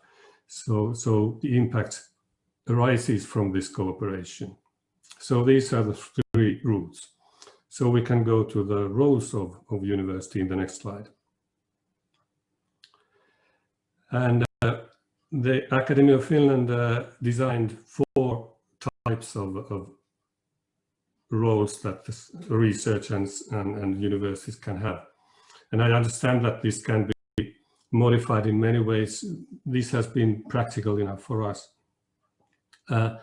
First is the kind of development of human understanding and worldview. And if we take pandemia as an example, how it happened, the research helped us understand the logic of the virus. It helped us understand the human behavior, how we act when we hear about such a disease, and how society works. So we understand the logic better. Then during the pandemic, the universities and research have helped by producing the technical tools for the vaccination, and also kind of helped understand the logic and produce services and tools for economy. So, and this is also wider. When the universities help with the well-being, it's not only about health or economy, but it's very wide in very many ways. Then the universities have helped in the decision making. When the ministries or the ministers, including the prime minister, have come to the television during the pandemic, they very often talk how what they say and what they have decided is based upon research and how they cooperate with the best researchers. So this has been very important during the pandemic time. And also it's about practice development. We make use of the research-based knowledge so as to develop the practices in healthcare, the practices in communication, so that the people will understand why they have to obey the restrictions and so forth. I take the examples from the pandemic time, but I think it's quite evident that these are practices and roles that the universities have had all the time. And if I think of the times when I came to the university, quite a long time ago, I must say. So the universities were there and they acted in these roles. But if I look at the website of my university today, it's clear that very many pieces of news that come out of the universities really tackle these roles that the university has in working life and in society. And you can take the next slide, please. And I come to the second part of my presentation about what we should remember when we are developing lifelong learning within the university. And these reminders come from a UCAN-led project where we had 13 partners, if I remember correctly, around Europe. And this was very much a project where the participants were professionals, practitioners of lifelong learning. So this was the viewpoint. And we have 12 reminders. I think we have time to run through them quite quickly. The first one is about how lifelong learning has been a driving force in society. It has been that, although I must say that after the millennium, there was a time when lifelong learning perhaps disappeared for a while, and it was hidden behind some other important trends and concepts. But let's say in the last 5 to 10 years, lifelong learning has returned to the European and Finnish agenda pretty well. And if you think of the trends that I mentioned in my first slide, it's clear that when we plan the activities of lifelong learning, we have to remember, it's useful to remember all the other ways of engagement that the university is working with. Secondly, there is this issue of income generation. There are two ways of approaching lifelong learning within the university.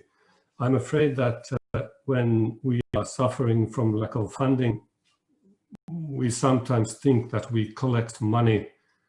No, we organize courses to collect money. Being a lifelong learning professional myself, I really prefer the idea of collecting money so as to offer possibilities for learning for adults out there.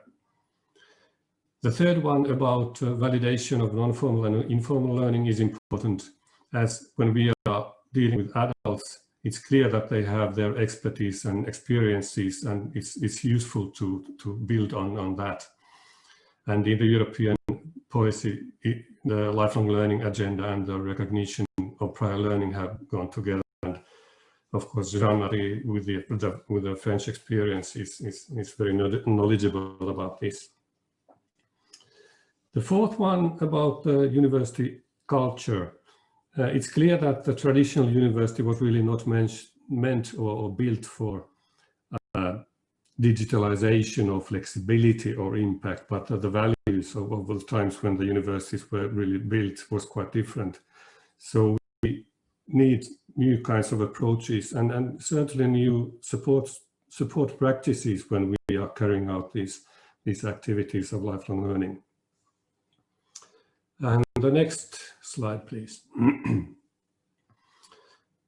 Yes, lifelong learning needs political support, certainly. And if I think of the Finnish case, there was a time after the millennium, I would say, when lifelong learning was not discussed too much. But then we started again to talk about continuous learning some 5 years ago. And later, when I talk about the Finnish example, it's clear that the kind of return of the concept into the agenda also had an effect on the volumes of lifelong learning.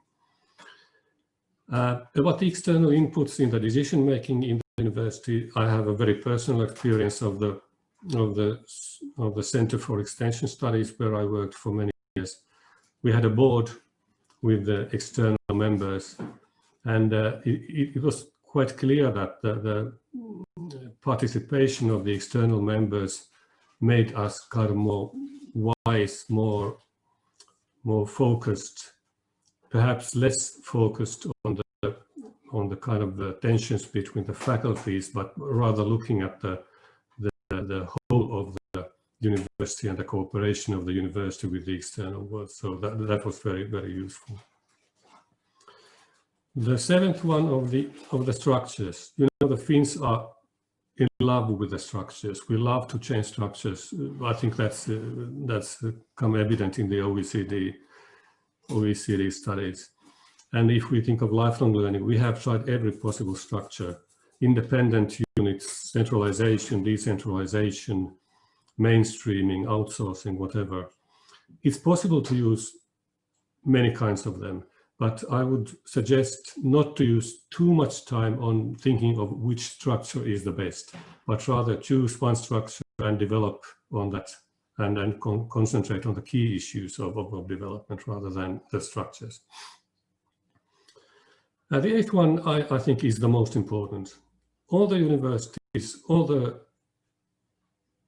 lifelong learning practitioners agreed that the most important driver for lifelong learning within the university is the support from the leadership. This was totally clear. The next slide, please. Yes, what we have the expertise and we have the networks. And lifelong learning needs the expertise of various kinds of specialists, not only of pedagogy, but for the information systems, for communications, for markets, for business. And we have to cooperate with all kinds of stakeholders like students, employers, clients, financiers. So this kind of balance with the expertise inside the university and expertise outside the university is very important. And the world outside is quite complicated. The universities do better in lifelong learning if they look outside.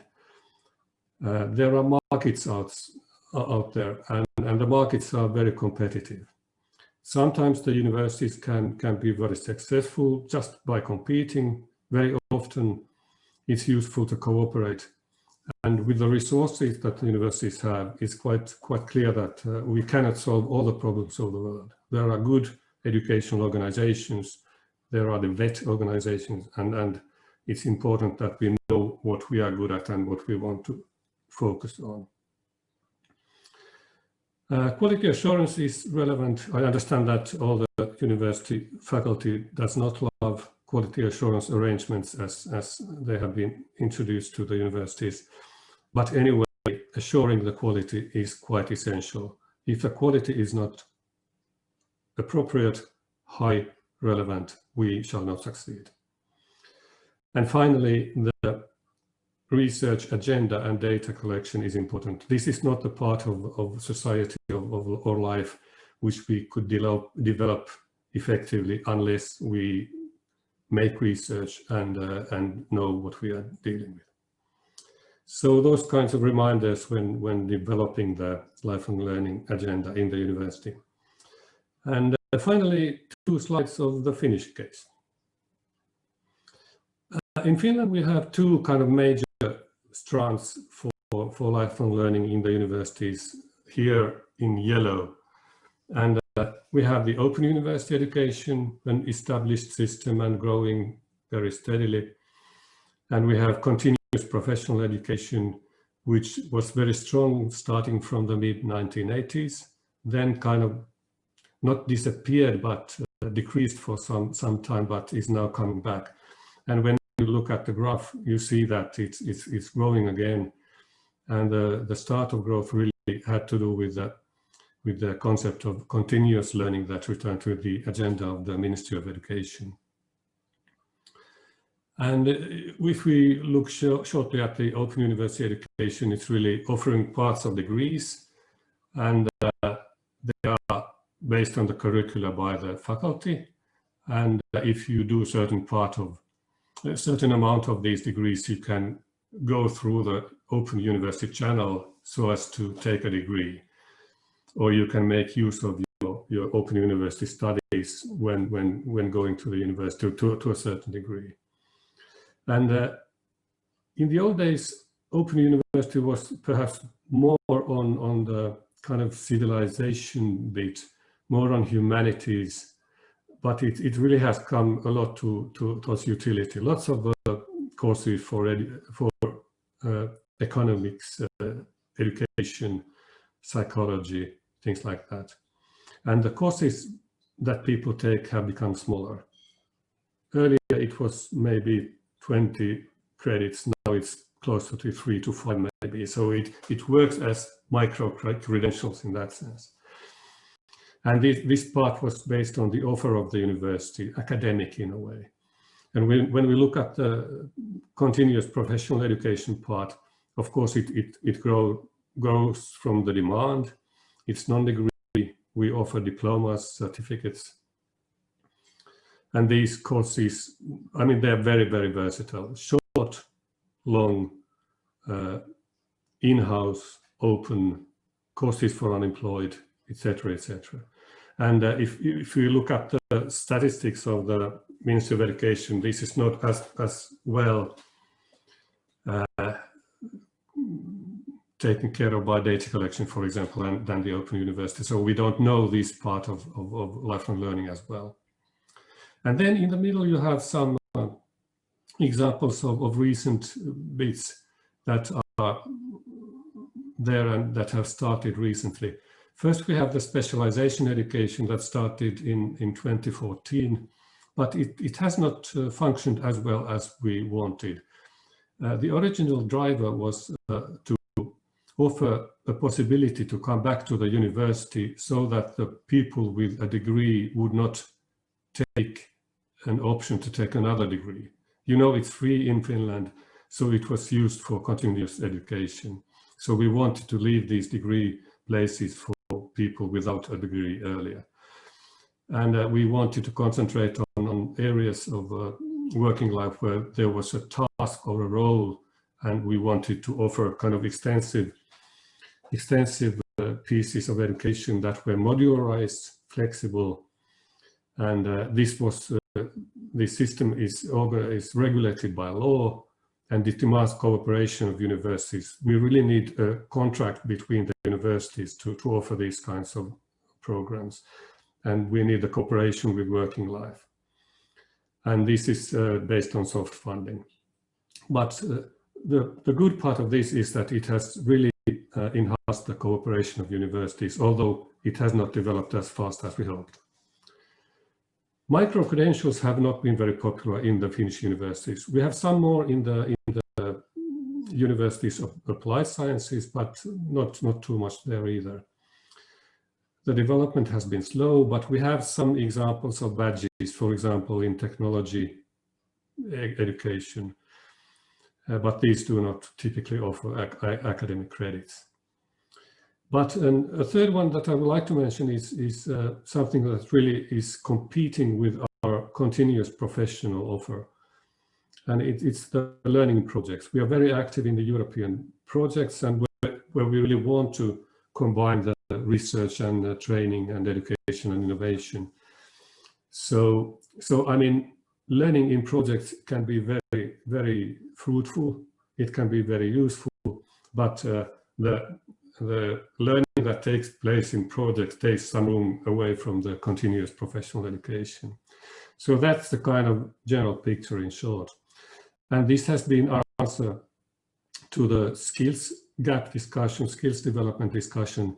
But I would like to emphasize that although the skills are important, especially when we think about the academic level, being a good expert is more than just skills.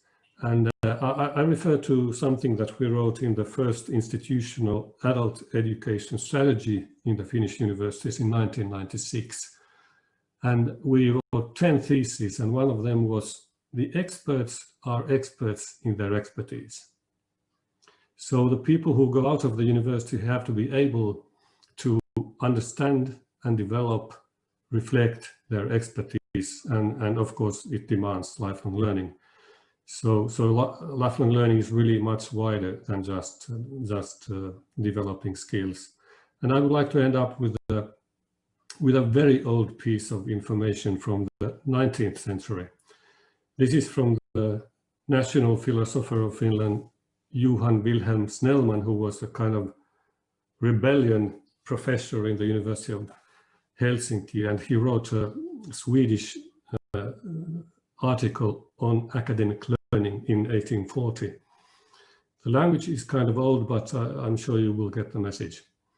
Quote, "Education will not end with the school or a degree, but the whole life is a part of the school where the individual will be cultivated to a human being. And this process of civilization constitutes what is human in human being." So we do not only learn for working life, but living is learning. Thank you.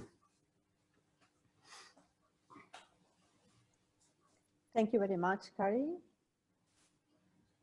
And I think that now we can call Jean-Marie Filot to present his presentation, and we'll keep any questions for the end of the blog. Okay? Hello. Thank you, Jean-Marie. Démarrer. Yeah. Hello, everybody. I don't know if you heard me quite well, but because my connection is not so good, but I'm far in the far west of France. It's Yes. okay or not? Yes, Yeah. we can hear you Yes, well. We can try to share the screen, maybe. I prefer to share myself if it's possible. I will try. Okay. Yes. Perfect. Okay.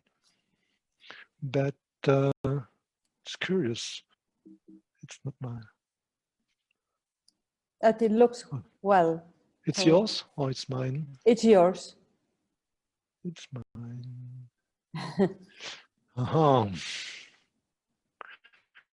Now it's not on the screen. I think it's better you put your version because my connection is not so good. Oscar is sharing it for you. Okay, so please. Yesterday Thank you, Jean-Marie. Yeah, okay, thanks. So I speak from my position, which is a former responsible of many activities in this area of continuing education. And my presentation will focus more on the implementation of university continuing education in French universities, mainly based on 50 years of experience and some kind of history. So slide, please. Thank you. My objective is to understand why and how French universities are active in continuing education, and to show why the development of continuing education can improve cooperation between economy and universities, because we have not time enough to focus on this last point, but it's on the background of my presentation. So, yeah. Next one.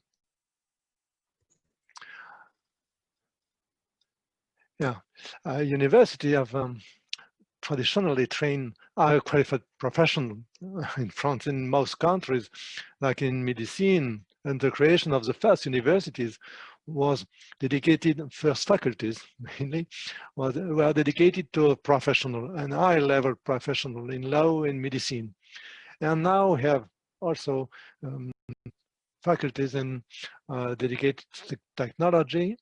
And please, it's difficult because that's an animated slide. So, but in comments for many people, universities are not still really recognized as legitimate to provide continuing education, mainly by enterprise sometime, and in the public, mainly because it's so university are mainly academic and making research in their own places and never communicate with the external bodies, but it's not the reality.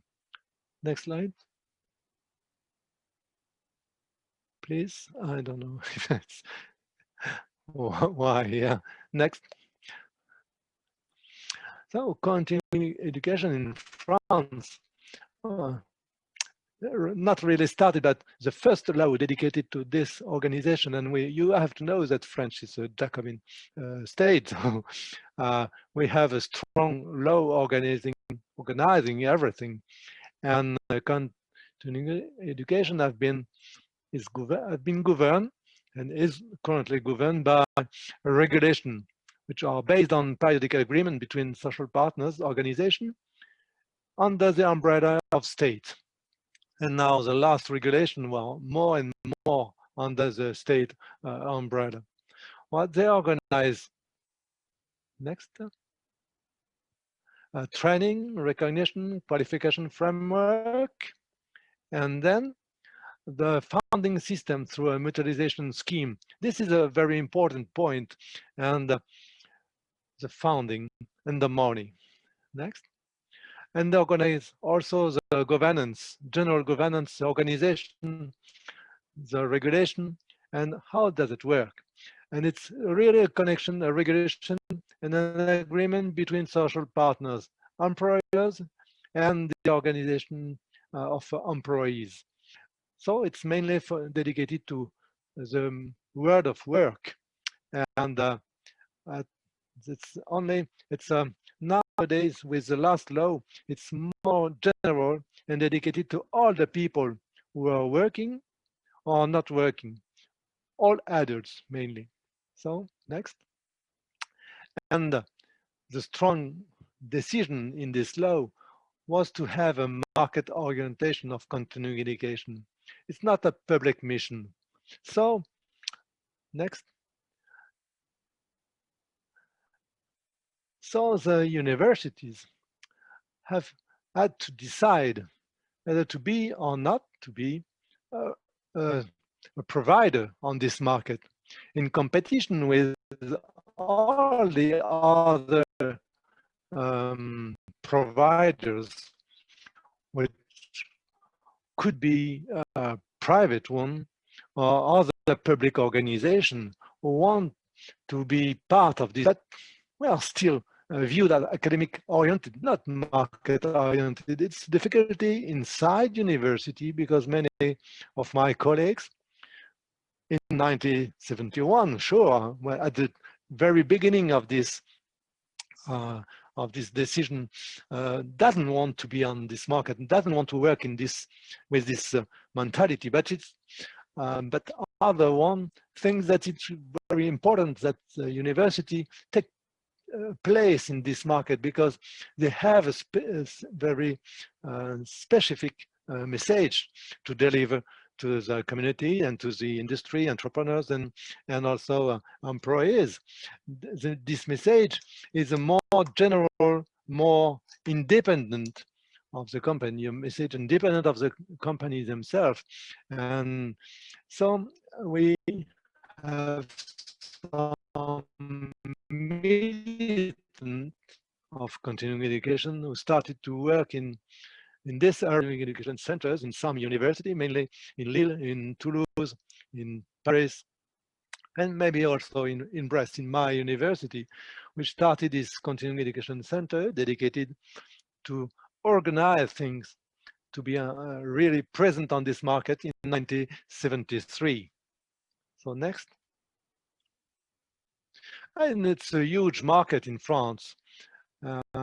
In turn, each year, I have the figures of 2017 because the national numbers, national figures are not available for the next years and the last year, but it's on each year, it's more or less the same numbers, and more or less 25 million of people follow one or several action of continuation in the year. So it's very important, and the incomes, the budget of all these activities is more or less 15 billion euro each year. And these incomes are shared between more or less 70,000 providers. And the average duration of courses are more or less 50 hours for each intern. So we can compare with what part the university take in this market. So next slide. Next slide. No, next slide. Thanks. And the other one. So I put figures. Oh, it's too quickly. We have not seen. Yeah, come back. Thank you. Come back. Yeah, thanks. It's okay.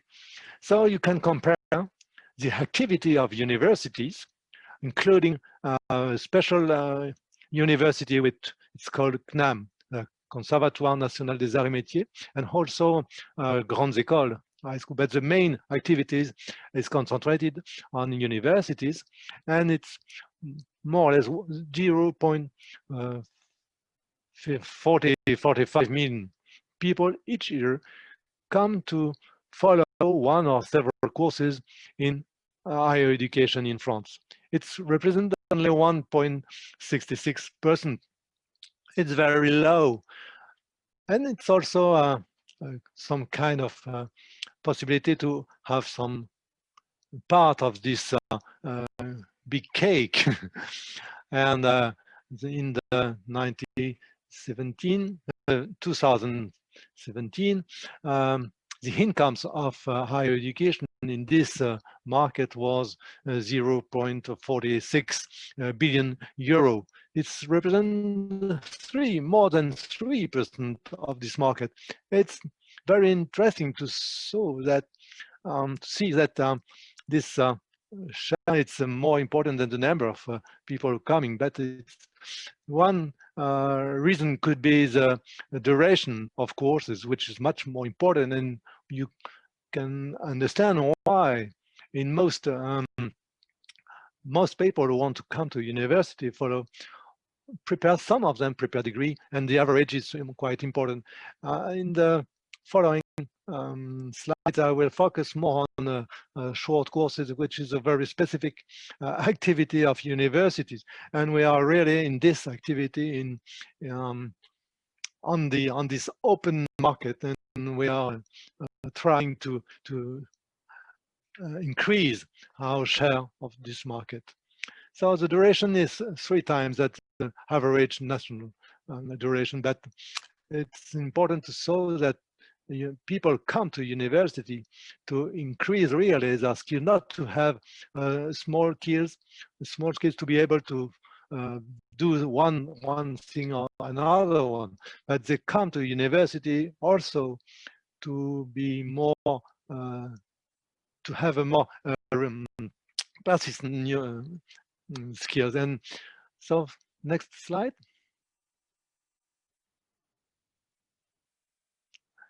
Each university has chosen to develop different action, and we can have a typology of what is done in French universities.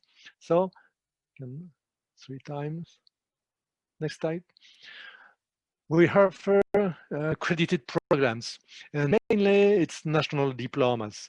And headers come to universities, sometimes paid by their companies, to follow accredited program. And it's increasing number of people now, because this include also a specific way to prepare a diploma, national diploma, which is work-based learning. It's possible now for a bachelor degree, what we call a professional bachelor, or master degree. And then we will see the numbers, the figures in the next slide, but it's quite important now. And we have also not credited programs. Programs, it's also diplomas, university diplomas, but not credited now up to this day. This next one, short courses, which is more professional development. And when I was involved really in my university as director of my center, the main part of our activities was dedicated to short courses because we have a huge demand and we were known to be able to organize short courses involving university professors and involving very high-level experts so that company could benefit of this. And next slide, yes, and the fourth main activity is recognition of prior learning. Because we have a very strong national regulation about this for VAE to get a diploma or to access universities. On the next slide, you will have some figures about this to understand. Then we have also other small activities which more less important in number and impact. So next slide. You can follow all the slide. Yeah. Thanks. So accredited program. We have each year 156,000 interns per year. The figures are from 2018, I think. Yeah. And this is a very, very important number, increasing each year because of the work-based learning possibilities offered to mainly young people. And it's considered as a continuing education because as French organization is very complicated, we have two ways to organize work-based learning driving to a diploma. One is what we call a contrat de qualification and is in the area of continuing education. So they are contabilized in this number. And the other way is apprenticeship, which is considered as initial education. But it could be the same student. It's very complicated. But what in my fields, I present only those who depend on continuing education and who use the funds of continuing education, part of the billions you have seen in the beginning. So next. Non-credited program, university diploma. Next, it's, I will have the number, 72,000 interns and short courses. Last year, it was more or less 90,000 interns each year for all French universities, only universities. And last, recognition of prior learning. Next one, yeah, thanks. And it's a pity because we have so nice regulation to organize this, and with 1,000 figures decreasing each year. Last year, only less than 4,000 people asked for VAE. The VAE authorized us to deliver full diploma from bachelor to doctorate to people who have shown that their experience is equivalent to the skills and competencies required to have this diploma. Very few people ask for this. There is several reasons for this. They think that it's a little bit complicated, but not so clear that it's complicated. And many people prefer to come back to learn, come back to university, to share experience with other students and to have directly the diploma. That depends what their objective in their life. So next slide. I will focus on short courses mainly, which I understand that is one of the key points you want to focus on. Yeah, next slide. So short courses, they are short because they are very short duration, some days, And sometimes we organize short courses based on a week of a weekend or thing like this. Next. They have very specific objectives, which are a list. Thanks. I've moved my paper. The main objective of people who ask for this short courses and kind of catalog is adaptation to new techniques, technologies, or result of research or something like this. Next. Skill development, to learn a new skills coming back from technologies, mainly electronic, computer science, or biology, or medicine. We have a strong unit in continuing education in medicine and dentistry and things like this. And we use simulators, we use things like this. And professionals come back to university to develop their skills with these new techniques. And it's private companies can do that. So for their specific product, but what they find in the university is a more general view, and they can compare different techniques coming with different machines, different systems. So next. And we sometimes work also on transfer innovation, connected with research activities, connected with our laboratories who work on specific things. And we have organized many things about technology, biology, and maritime activities, because we are involved in this in this area, as you see on my background. So next. And these short courses are all organized on demand, and we have a specific design for all these courses. In my universities, and in some of them, that depends. The University of Strasbourg doesn't work as us. They have a catalog here, and catalog based on each year. They prepare a new catalog with all their offer.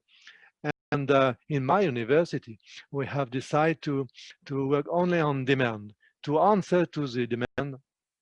And this need to be really in contact with the market, and to be in contact with the companies, with their organization. More than companies, it's we work with their organization, or are able to have some kind of studies on the evolution of the needs. Next one. And these short courses could be credited. They are not credited, basically, like a diploma, university diploma. But using VIA, they could be included in courses with a diploma at the end. And many people who ask for VIA include in their presentation all the short courses they have done, and if they correspond to a unit, a skill block, some kind of skill block, or what they have to present to their diploma, they are involved like this. But it's not really credited. We have not worked until now on a way to credit this. This is an open door to involve more and more people in this way. Next slide. So this is a figure, so we have used it previously. So we have two recent surveys by national organization who have produced a report on what happened in university for continuing education, and why they are not more present on this market. One reason, I know we have two reasons for this. This surveys was conducted under the demand of the French ministry. And one thing is to be more involved in lifelong learning strategy with this European strategy. This is one way. But the other way, the other point is also the money. Continuing education is a market, and so important funds in this area that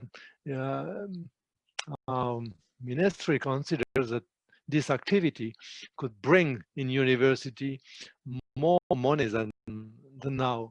You have to know, if there was a question about this, it could be interesting to answer to this, but the money, the incomes, they are used by university to pay the professor and to pay the organization of this. They are not public fund.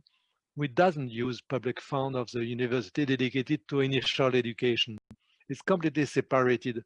It's there is only a little mixed when people want to prepare a national diploma. There is some share between initial education and continuing education, but all the other part is self-financed. So this survey, continue, next, shows that some consideration about the reservation about the objective through lifelong learning implementation, and people are not sure what are the objective of this. And there are also not enough involvement of presidential teams, rector, and some of them consider that it's really important activities, but it's difficult to have continuity because each month they change and people change their strategy more or less. And we find that even if we are quite close with the team or presidential team, but it's not easy to find support, real political support in many universities. And when we change of a president, we say, or rector, sometimes they change completely of strategy. And in some, we have seen, so in some cases, they have closed the central unit and dispatch everything from one day to the other in small pieces, and the activity decrease in this because we need professionals to organize this kind of activities, which is on the market. I see. So not enough involvement of presidential team, lack of professional specialized in buying and selling its market. So we have to deal with this. And low level of interest in continuing education by academics, my colleagues, professors. Many of them consider that it's not the mission of university to deal with continuing education with which they know that this is not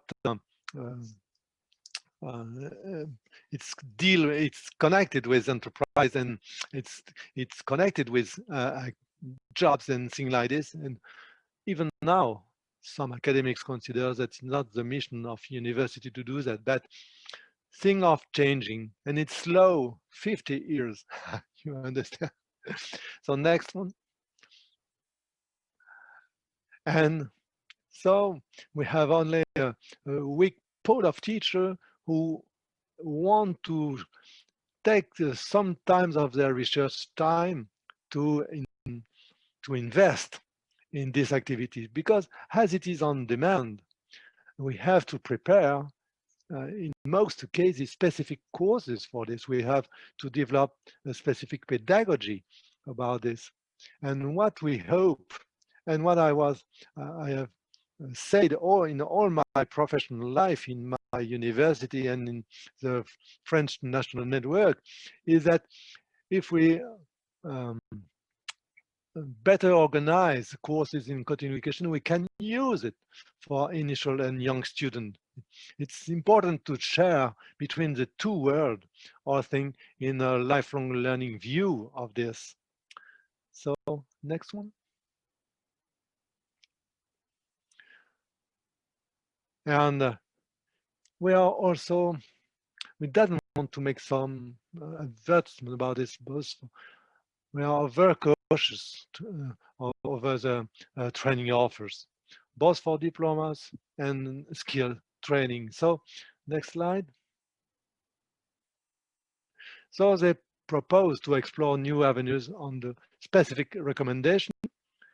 At internal, they have been relayed by the French ministry And the French Conference of Rectors agreed with this recommendation, but it's difficult to say that it was now a reality. But we have seen the main recommendation. For the internal view, for the university, the recommendation was, well, please, next one. We have several recommendations. The first one was a real support of rectors team, which is so important to legitimate this activity inside universities. And it's a bit, we have education as a mission, we have research, and we have some kind of service to the community. And I like to present this thing in France. It's not the tradition to present the third mission of university. In other European countries, it's explicit. We have there is a third mission.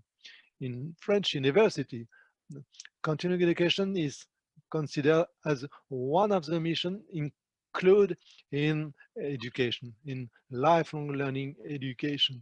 It's very recent. It's only since 2013 with the law of the previous higher education ministry. So we need a rector support. Next.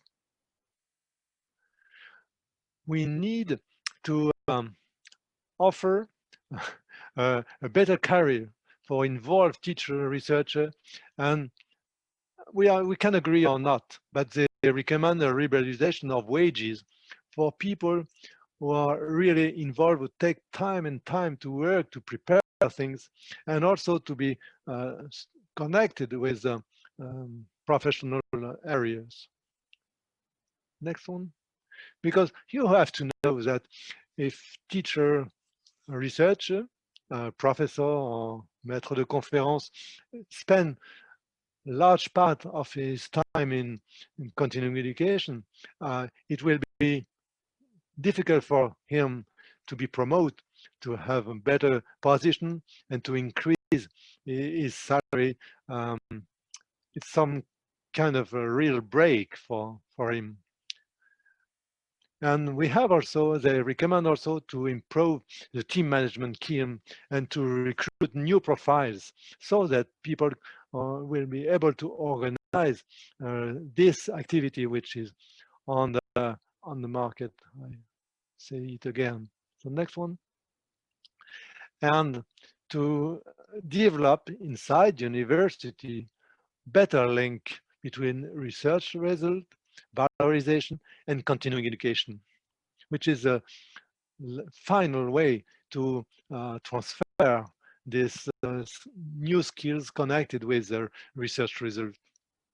It's not only to sell the authorization to and the I have not the word, but research result and valorization is not only to sell product, it's also to sell skills and competencies. Next one.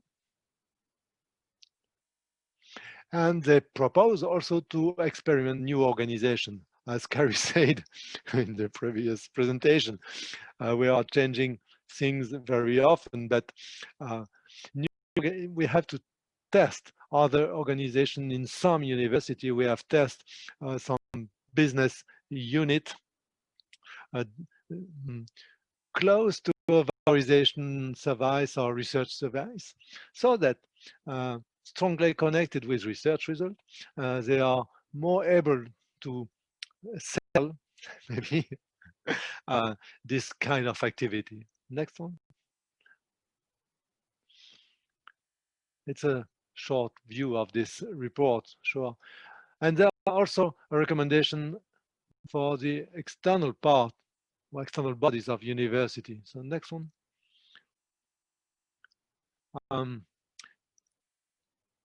Next.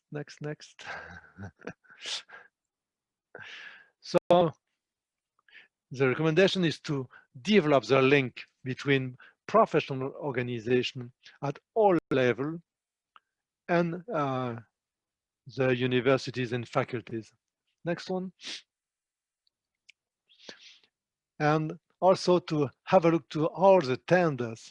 In France, as it is on the market, most of the companies offer tenders for one or other skills, and it's not usual in university to look at this publicity in newspaper or thing like this, or official website managing this kind of thing. So they have to organize to be to have a look regularly to this tender and to develop their capacity to answer to this on this market.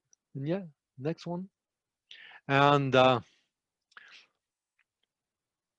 also a point that because of decentralization law in France, regional authorities have now a huge power of competencies, mainly for unemployed person. And the report recommend, if we have not done that before, to enhance this connection with regional governance so that we can organize on demand and taking into account the requirement of the region, the requirement of skills for the region to organize specific things to answer this demand. Next one. Another example. So you saw that how university taking this report. In case, next, yeah. At local level, we have made different choice. We started in 1973, as I say, and the activities grow a little bit, but we consider that it's never win, because as we are on the market, one year it could be good and another year it's not so good, and maybe for this year with the pandemic, it's very difficult for my colleagues to continue their activity, but they change their way of working and now work mainly with distance learning, blinded learning and things like this, so that they continue to have a high level of activity. So how choice, well, next one. We have a new organization with in the university. We have a central unit managing all the regulation and organization and financial thing of this, but we developed some kind of business unit in two domains where we were very, very active, and we have a high level research activity in health, in medicine, mainly based on simulators or things like this, and the other way with the sea and maritime fights. And we implement two business units close to these faculties and close to their laboratory, and they have developed our activity connected with a central unit to organize things and give them some kind of university strategy, and is guarantee this kind of strategy. So next one. And we recruit new competency, new person, so that they could be connected with, more connected with our partners, professional partners in this area of health and maritime fields, and also connected with a regional organization. And now we arrive at the conclusion. So it's this two survey was an opportunity to accelerate the transformation of continuing education activity in higher education. All the rectors agree with this. All the rectors say we have to do that. But I have to say that today, I'm not sure that all university had really taken into account all these recommendations. Only some of them. But if we saw the figures I show you at the beginning of our presentation, national figures, of the universities, they have increased in 2 or 3 years by a factor of 20%. It's not really important, but they're not decreasing. They are more and more present on this market. So next one. We are sure, I'm sure, but I think in my communities that it's an opportunity to develop social and economic impact of higher education and research in the territory. And last, next one. And also, last but not the least, it's an opportunity to introduce a new economic model in public institutions. We provide service to the community. We provide some kind of education on our market. It's very specific to France. This continuing education is on the market. So we have to deal with that. And the university understand they organize contract for research. All my colleagues try to find contract for research, but now they try to develop also contract to skill development with other partners. So I was very long. Thank you very much. Yes. Thank you very much, Jean-Marie. It's been a very thorough presentation, but yes, we need to move on. We have to finish, yeah. Yes. So I invite Beate, please, to join us now. Thank you very much, Jean-Marie. Thank you. Ok. Oscar, si me puedes oír, por favor, que compartes tu pantalla, ¿no? Ok, one moment. La última, ¿no?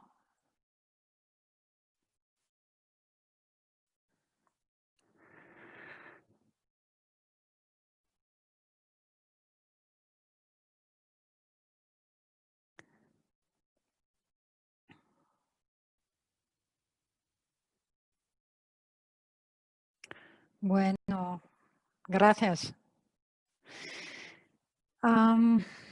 Señoras y señores, dear ladies and gentlemen, colleagues, I'll try to be brief due to my former speakers and colleagues. Time is running. So I will start just to give you an idea of what my university is. So please start the presentation. Next slide.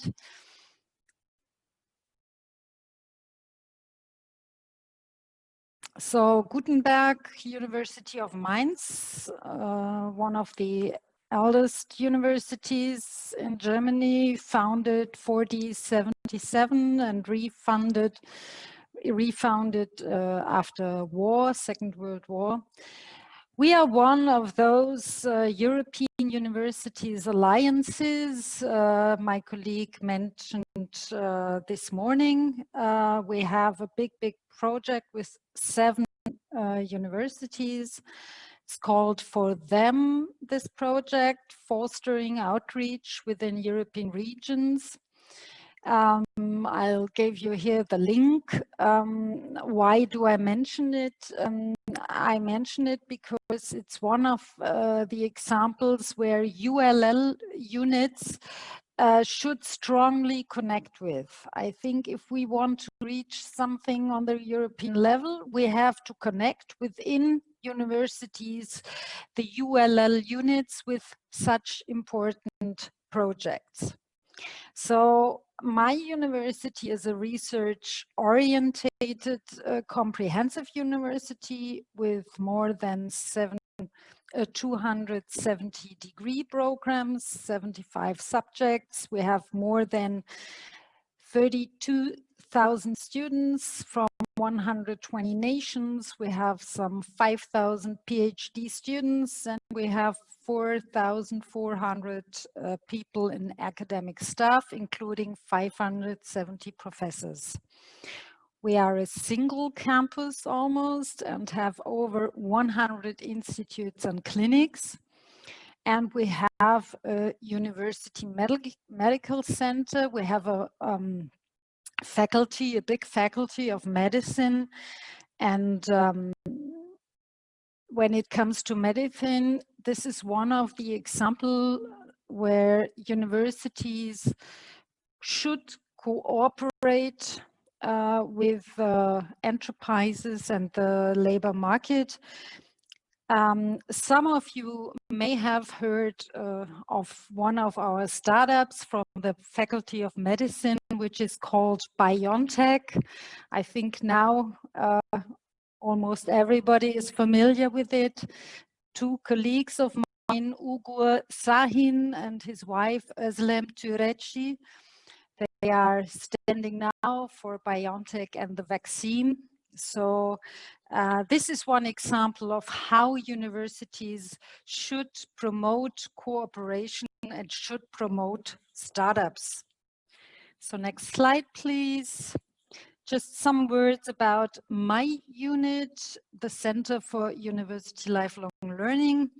We have over 400 courses, more than 7,500 hours of teaching, over 7,000 participants, and we have a team of 25 people and student research assistants.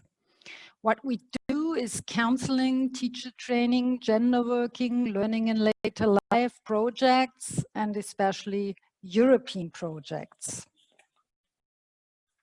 So next slide.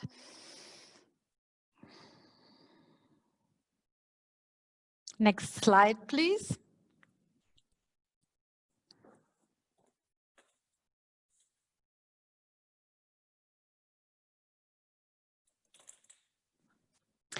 So we heard something about micro-credentials. I think it's one of the flagships of the skills agenda. This new initiative, which will support quality, transparency, take up of micro-credentials across the EU. So here, 3 bullet points of what it wants to do: develop, together with all relevant stakeholders, social partners, European standards for quality and transparency, and explore the inclusion of micro-credentials in qualification frameworks, and make it easier for individuals to store and showcase to employers acquired micro-credentials through, for example, Europass and its digital credentials. So this is the idea, but just let me put or get into the role of one of our presidents or rectors of universities. When they hear about micro-credentials, they think of something like, this is education nuggets, so to say. Is this really of quality? Is it proved? What is in it? Are we, universities, really responsible? Are we willing to offer something like that? So I think at least the full universities and old universities like mine are, they are kind of hesitant, so to say, to introduce and to set up something like micro-credentials. I think with the universities of applied sciences, which are also very, very a huge group in Germany, at least, I think this is something different, but at least the old school universities are kind of hesitant, so to say. Next slide, please. So we have the European Skills Agenda. We heard of that tomorrow morning, today in the morning. So it has something to do with skills for jobs, and not only jobs, but jobs in a green and digital economy. That's what it aims at. And it has some principles in how we work together for change, empowering people, lifelong learning, and how to use the EU budget to unlock private and public investments. So there are 12 actions and 4 objectives. We heard about that this morning. Next slide, please. So Germany, we have the pleasure now this year to be at the presidency of the Council of the European Union. So the question is, what nowadays Germany stands for in the area of higher education. So Germany, I think we stand for what you call a dual training program. So what we now try to promote is a so-called dual study program. And this should be a tool for strengthening the labor market by upskilling and reskilling without boundaries. I'll come back to that later with under the icon of open university. So where are we now? I think what Germany may contribute to the discussion of higher education, university, lifelong learning, and the labor market is how we combine the VET system. So this is the dual training program. You all may have heard about that, with the new thing, which is within the higher education system, the dual study program. So next slide, please. So what we had in the last 10 years was a federal program called Open Universities. So what is this? This is a nationwide alliance for open university. And it tries to open universities for so-called non-traditional target groups. That means those people without maybe an academic background. So there were more than 100 universities participating, and it should give a big step forward for the university lifelong learning. So open university, not in the sense of blended e-learning or something like that, but open universities in the sense of to be open for new or non-traditional target groups. So what we tried to do was a radical change in academic and organizational culture and self-concept of the universities. And what is needed, and I think it's still needed, is a fitting legal, financial, and organizational framework for ULL. And I think this is also important, and Kari and also my colleague Jean-Marie mentioned that needed is a reputation and sustainable support for those ULL pioneers. Next slide, please.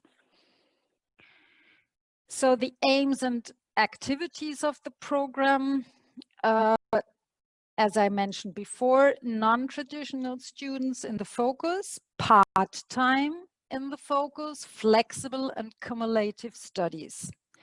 So what we try to do is also more engagement in the transitions form from unemployment to university. This is one bridge, so to say, for those unemployed to bridge and to go to university, or universities. So this is the other way around.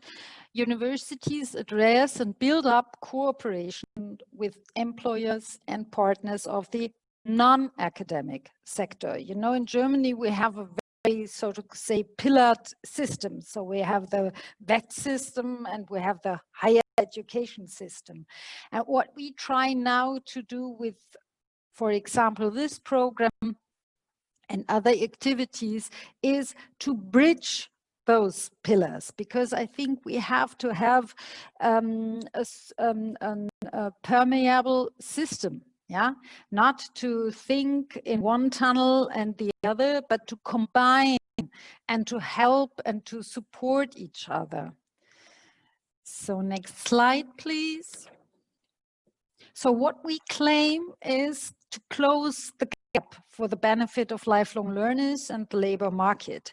That means ULL and VET should be recognized as equivalents, or at least, so to say, as two sides of one coin. So what we need to do is to improve the chances of upskilling and reskilling, and that means on every level of the education system. So nowadays, as I mentioned before, I recognize a pillared system, the VET sector versus the ULL sector.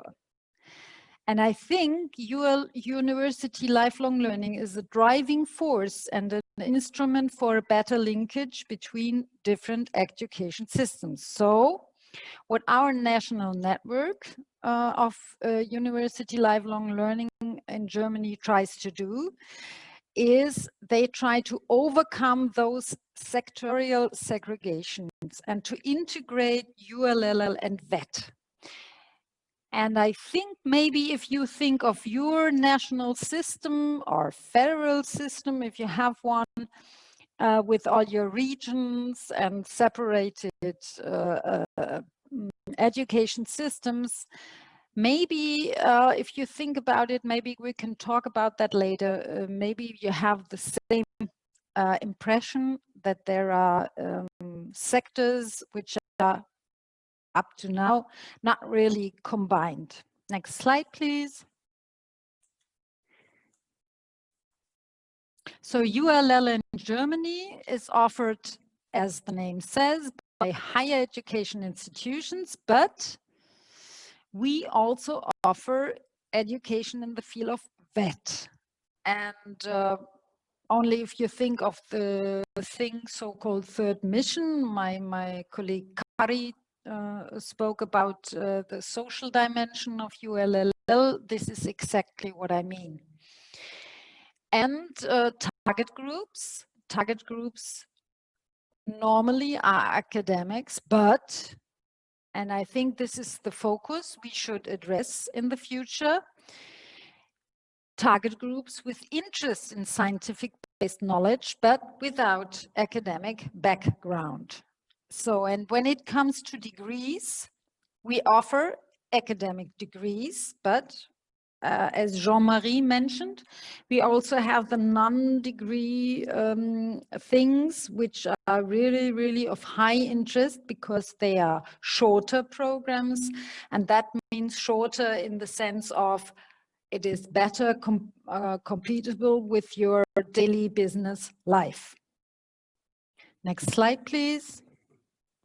So our well-established, I think, export hit is the dual training system. I think all of you know about that. I don't have to go into detail. It is highly recognized due to its combination of theory and training embedded in real-life work environment. And the main characteristics is the cooperation between small, medium-sized companies on the one hand and publicly funded vocational schools on the other. And it's regulated by law. And this dual training usually lasts 2 or up to 3.5 years. Next slide, please. So what we promote and we'd like to establish better in the future is the dual study program in Germany. That means we offer the thing of the dual training system within the higher education system. So just to give you some figures, now we have, actually, I looked it up yesterday, so 20,497 study programs in total in Germany. And of this number, 1,625 are offered now as a so-called dual study program. So last year it was half. So last year it was about 890. So we have, last year was the first year when we started to count those dual study programs.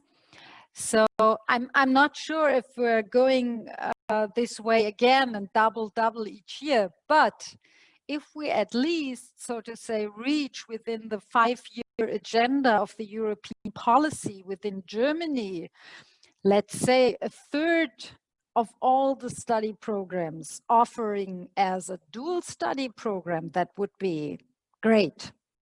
So we define that as a university degree program, but with practical assignments in company so to have a higher practical relevance. That means you work, for example, within the week, you have 2 working days and 3 days of study.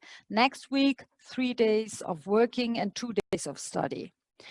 So it's a strong link between theory and practice. And this is what ULLL normally stands for, a strong connection of science or research-based learning. So the benefit, I think, is very clear. You are offered 2 recognized degrees in a very short time. You have the possibility to complete a bachelor's degree. And if you want to go abroad, you may do that. You have a vocational training, including, this is the practice part.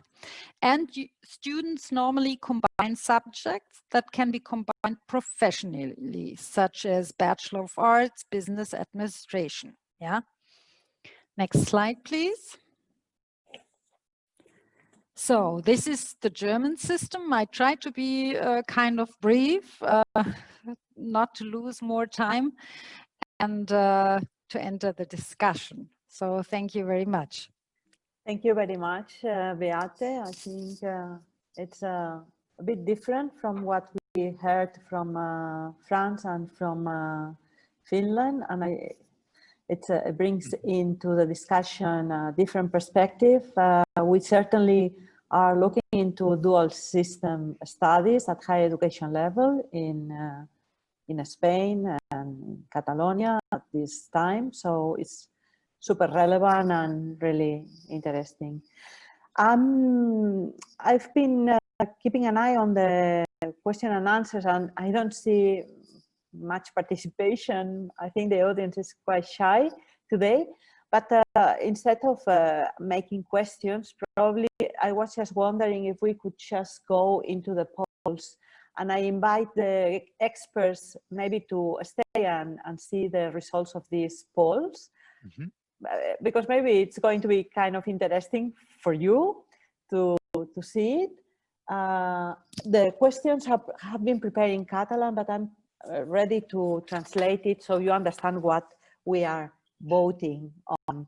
So, Oscar, maybe if you want, we can actually do the first poll now. Okay, so we are asking here if the audience considers that their university is doing has a social commitment policy, and the answers are very much, quite a lot, very little, or nothing. So please, if you want to send your answer now, all the audience, will give you kind of 10 seconds or so. And okay, this is a very fast answer. So maybe Oscar, you can guide me and tell me if there is quite a lot of, if there are many answers or not. Carva, these questions are for all people. All the audience. Okay, so in Catalan better, please. Sí, yes, but the experts are there, and that's why. Las preguntas están en catalán estan en català, les podeu llegir.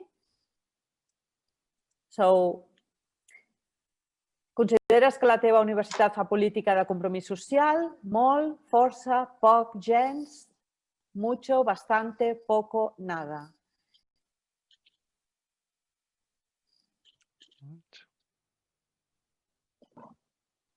Okay, shall we show what has been the contribution? People are voting. Wait a second. Okay. And okay, finish. Now, I'm going to show. Okay, so in general, the audience think that the universities do quite a lot of social commitment policy in place. Half of the audience. La meitat de l'audiència veu les seves universitats fent aquests policies. Molt bé. Let's go to the next question.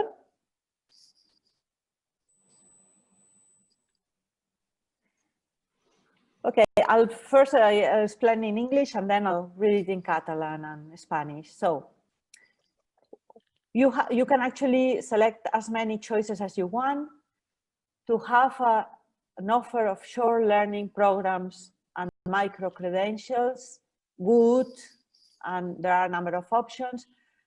Make the university closer to society, diversify and flexibilize the offer,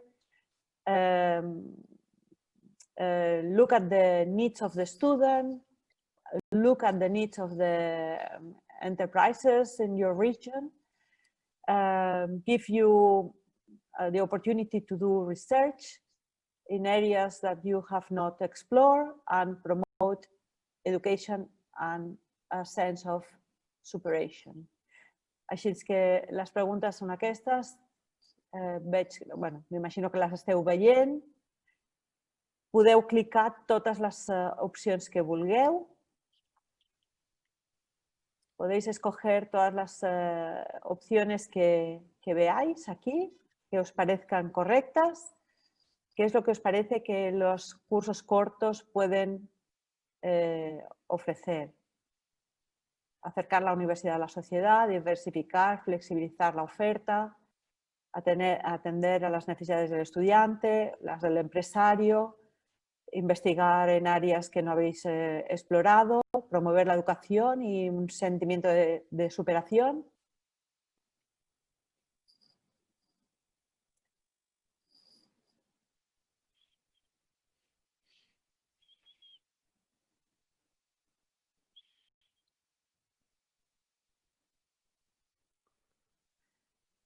Òscar, quan et sembli, poses les respostes. Okay.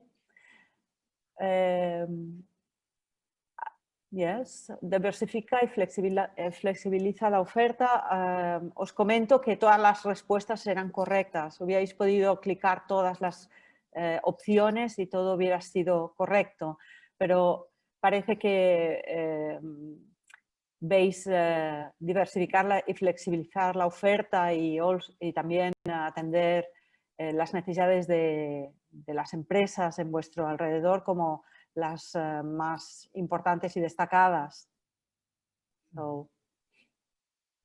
Okay, so let's go to the third one.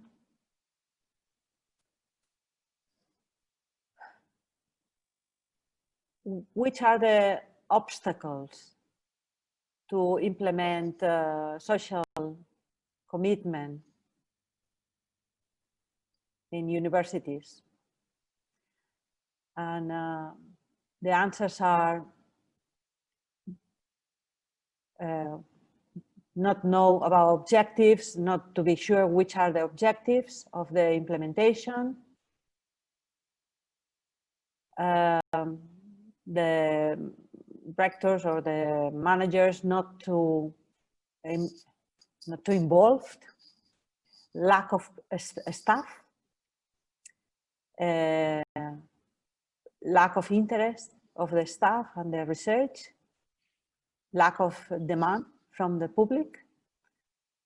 Pues, ¿cuáles son los obstáculos para implementar la universidad y la educación continua universitaria? Y dudas sobre los objetivos de esta implementación. No suficiente soporte desde arriba, desde managers. Falta de personal. Poco interés de los investigadores y los profesores y poca demanda. Y podéis elegir todas las respuestas que os parezcan pertinentes.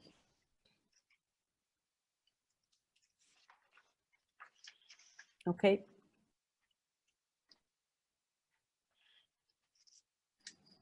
Okay.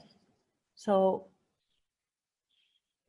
lack of interest and managers not enough involved or interested,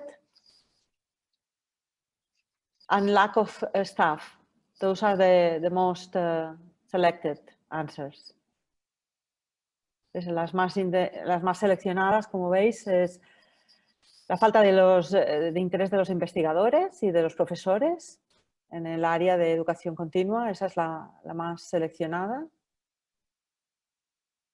Seguida de la falta de, no lo sé decir en español, de involvement de la dirección. Muy bien. Al número 4, doncs, Òscar.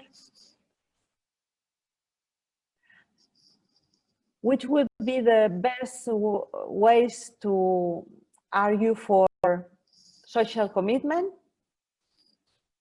Or which would be the, to increase social commitment? Which would be the ways of increasing social commitment? And one would be with a better legal framework, with more support from rectors, with better abilities to deal with it in the teams, creating connections between the organizations and the enterprises, and with a better role for continuing education regionally. Pues, por si alguien está escuchando y no entiende el catalán, ¿cuáles son la manera de aumentar el compromiso de las universidades hacia la educación continua, con un mejor marco legal, con más soporte de la dirección y de los rectores, con equipos más preparados para gestionarlo, desarrollando mejores vínculos con otras organizaciones y con profesionales y con las empresas, con un mejor rol de la formación continua dentro del gobierno regional, por ejemplo.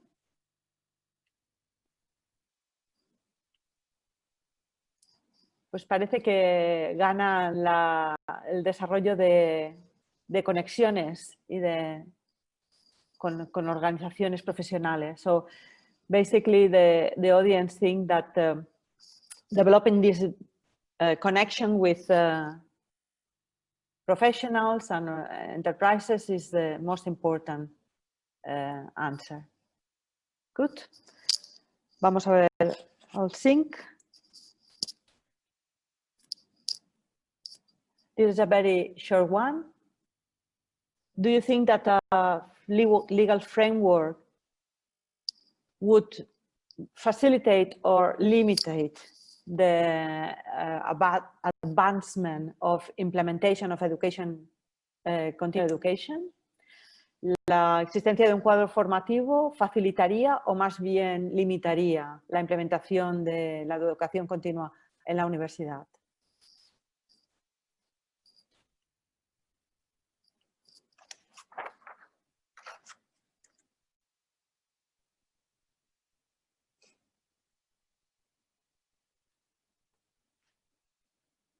facilitaría, so it would enable. That also quite clear, but it's possible that in some cases could actually limitate it also, of course, but in general would facilitate, would enable this implementation. So let's go to the next question. 6.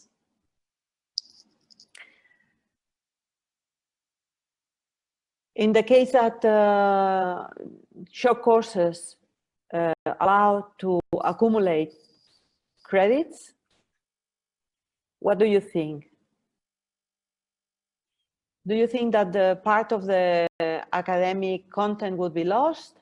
Do you think the quality of the program would not be able to be controlled? Do you think that the learners would not be prepared for labor market in the same rate? Do you think everything that I've said is right, or that nothing that I said is right? Pues en el caso de que se puedan acumular créditos, ¿qué os parece? ¿Os parece que para cursos cortos, os parece que el contenido académico se perdería, que la calidad de la formación no se podría controlar, que el estudiante no estaría preparado para el mercado laboral? ¿Las tres o ninguna de las tres?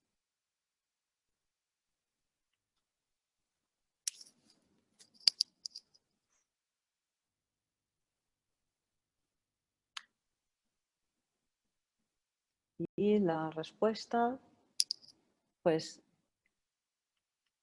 everybody thinks more or less that, in fact, this would not actually affect any of these 3 points that we gave as an option. So I think that everybody is for the short courses and accrediting these short courses. Pregunta 7.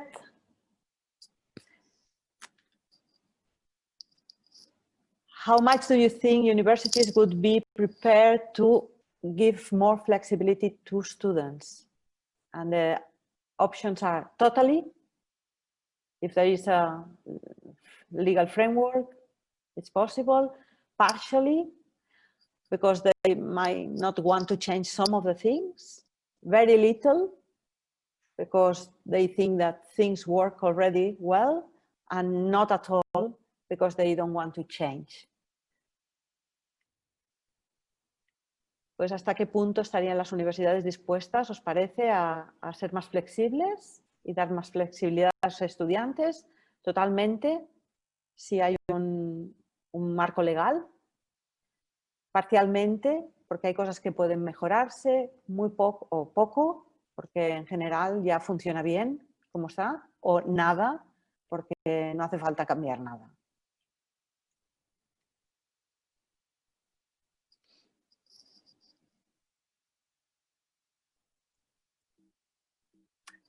Parcialmente, so partially they are prepared. So that's hopeful at least. Hay cierta esperanza. Muy bien. Pregunta 8. Validation of prior learning can help to find a job. Is an important tool to identify abilities and skills and competences. Is an option to guarantee the optimization of education. Could actually contribute to obtain a diploma or a degree if the experience can be justified and you can actually click more than one. So, la validación de competencias. ¿Vale? Vamos a ver cuál es la respuesta. Ok. So, parece que it seems like the audience thinks that is a very good tool for identifying skills and competences. and also followed by it should be possible to make it as part of a contribution for obtaining a diploma. So it looks like the audience is in favor of validation. So let's go to question 9. Which are the tools you would like to have in order to adopt continuing education in our universities? Legal framework,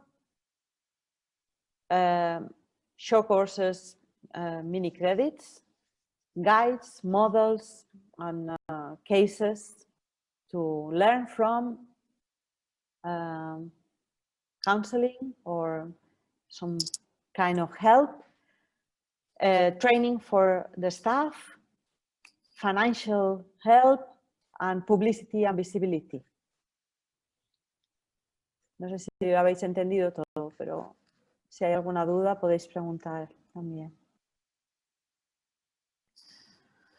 So that's, a ver, ¿os puedo mirar? Sí.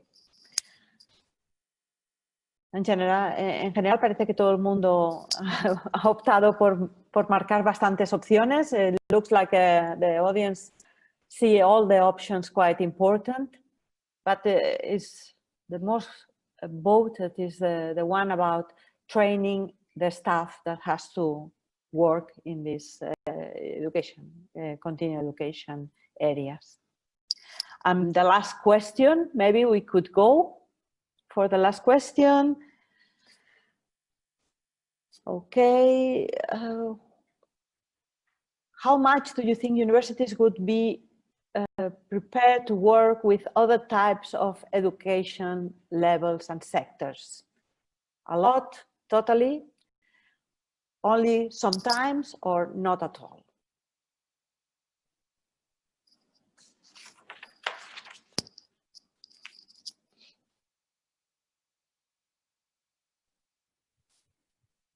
So Oscar, maybe we can show. So it looks like the audience think that universities are prepared to collaborate and to work with other sectors, and that's good. Pues, molt bé.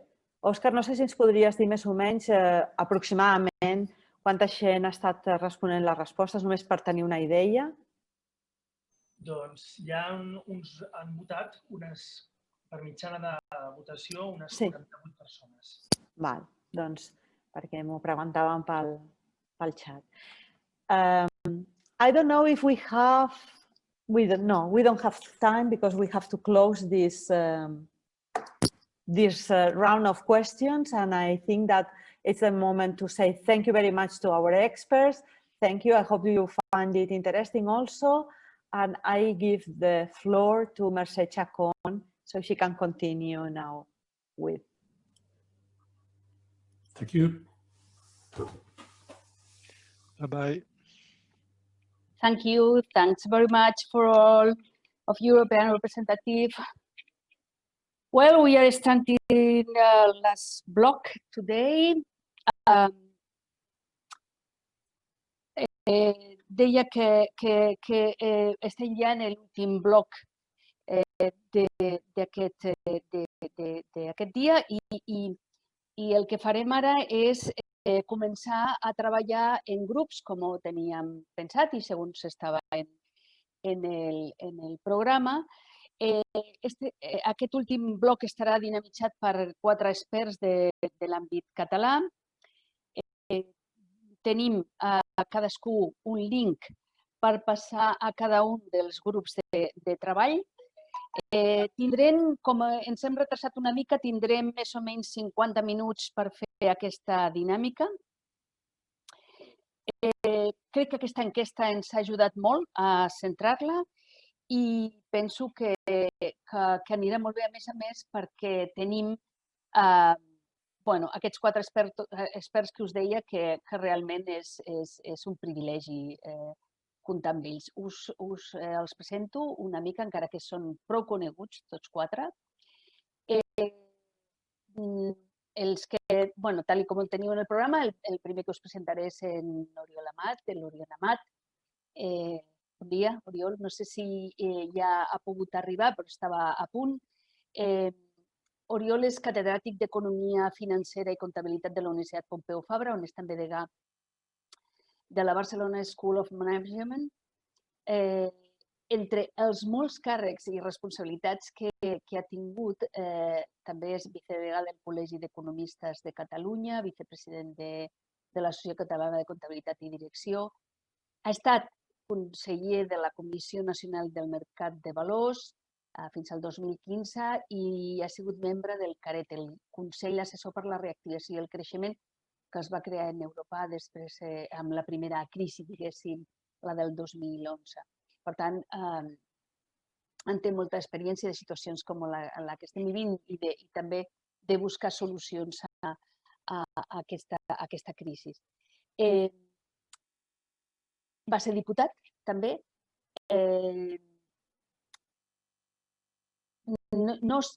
Jo crec que l'Oriol té una visió molt holística dels temes i ell ha estat, a més de tots aquests càrrecs, ha creat empreses, amb la qual crec que la formació contínua i tot el fet que li preocupi i se n'ocupi de la formació contínua, i per això està avui aquí, per això s'hi dedica, per nosaltres és això, és un privilegi, com deia al principi, perquè aquesta visió i aquest estatus ens ajuda molt. Crec que a la formació contínua i a tots els que treballem en ella, en aquest ecosistema, ens dona molta robustesa, diguéssim, com a país, comptar amb persones com ell. Gràcies per ser-hi, Oriol. Moltes gràcies, Mercè, moltes gràcies. Un plaer estar aquest matí amb vosaltres. Gràcies. Ara continuem. També tenim la Roser Salvat. La Roser és de formació llicenciada en Ciències de l'Educació, però ha aprofundit moltíssim en matèries com l'e-learning, com el tema de gestió de recursos humans, com la formació a l'empresa, com la sociologia de l'educació o el business administration. En l'actualitat, la Roser dirigeix el Hub 30, Open Innovation Network de la UAB, que hem vist també en la primera de l'exposició que ens ha fet la representant de la Comissió Europea, de la Direcció General de la Comissió Europea, precisament forma part d'aquests networks que tenim a Europa, per tant també té aquesta visió. Abans havia treballat, a més, en diverses institucions, com per exemple la Càmera de Comerç de Barcelona o la Generalitat, on va desenvolupar responsabilitats també en l'Oficina de Coordinació de Recerca i Innovació. És, crec, tota una experta en màrqueting i comunicació i sectors mixtos públic-privat, que domina molt bé. Crec que també hem vist per les exposicions que hem tingut d'Europa que és molt necessària aquesta col·laboració públic-privat i aquesta col·laboració transversal de l'economia, l'empresa i les universitats. I, a més, també ha estat treballant en temes de qualificacions professionals, entre d'altres. Molt benvinguda, Roser, i moltes gràcies. La vostra aportació crec que serà molt interessant. Vull presentar també a continuació a la Neus Pons. La Neus, primer ens coneixem des de fa molt de temps i molt contenta que pugui estar aquí. Porta més de 30 anys d'experiència en gestió i direcció en el sector educatiu, bàsicament en el sector de l'educació superior. Ha tingut diversos càrrecs en diferents àmbits de la formació contínua, precisament universitària, i actualment és la directora gerent de la Fundació BCN Formació Professional. Crec que és una de les persones que més creu en això del lifelong learning i de l'aprenentatge continu. La seva experiència i coneixement de tot el sector educatiu també a nivell nacional i internacional i en un marc en el que s'ha relacionat des de fa molts anys, jo he coincidit amb ella en algunes d'aquestes experiències, trobades i congrés, etc. Té una gran experiència en formació corporativa també i en saber vincular molt bé això de l'entorn econòmic i social i haver gestionat també molt de l'àmbit públic i privat. Crec que ens pot ajudar molt a singularitzar projectes estratègics com el que avui us estem presentant des del Govern de la Generalitat que aportin valor. I finalment us presento al Miquel Martí. El Miquel té penso que té un paper molt interessant en tot això que estem fent perquè ell és CEO del Barcelona Tech City, és enginyer industrial per la Universitat Politècnica de Catalunya, és MBA en ESADE, etc. Té una formació amplíssima i molt bona, però sobretot jo crec que té aquesta visió d'entendre què significa la formació en tots aquests nous espais econòmics, de startups, etc. Ell és responsable de la seu a Barcelona de l'Agència d'Acreditació en Recerca també i ha desenvolupat innovació tecnològica moltíssima. Està en diferents iniciatives com Biocat, etc., on és director de desenvolupament de negoci i de la Bioregió de Catalunya, però penso que sobretot el que ens pot és molt donar la veu de què està passant en tota aquesta empresa innovadora que en aquests moments es vol enlairar i que probablement li falta molt de talent. Benvingut, Miquel, i moltes gràcies per acompanyar-nos avui.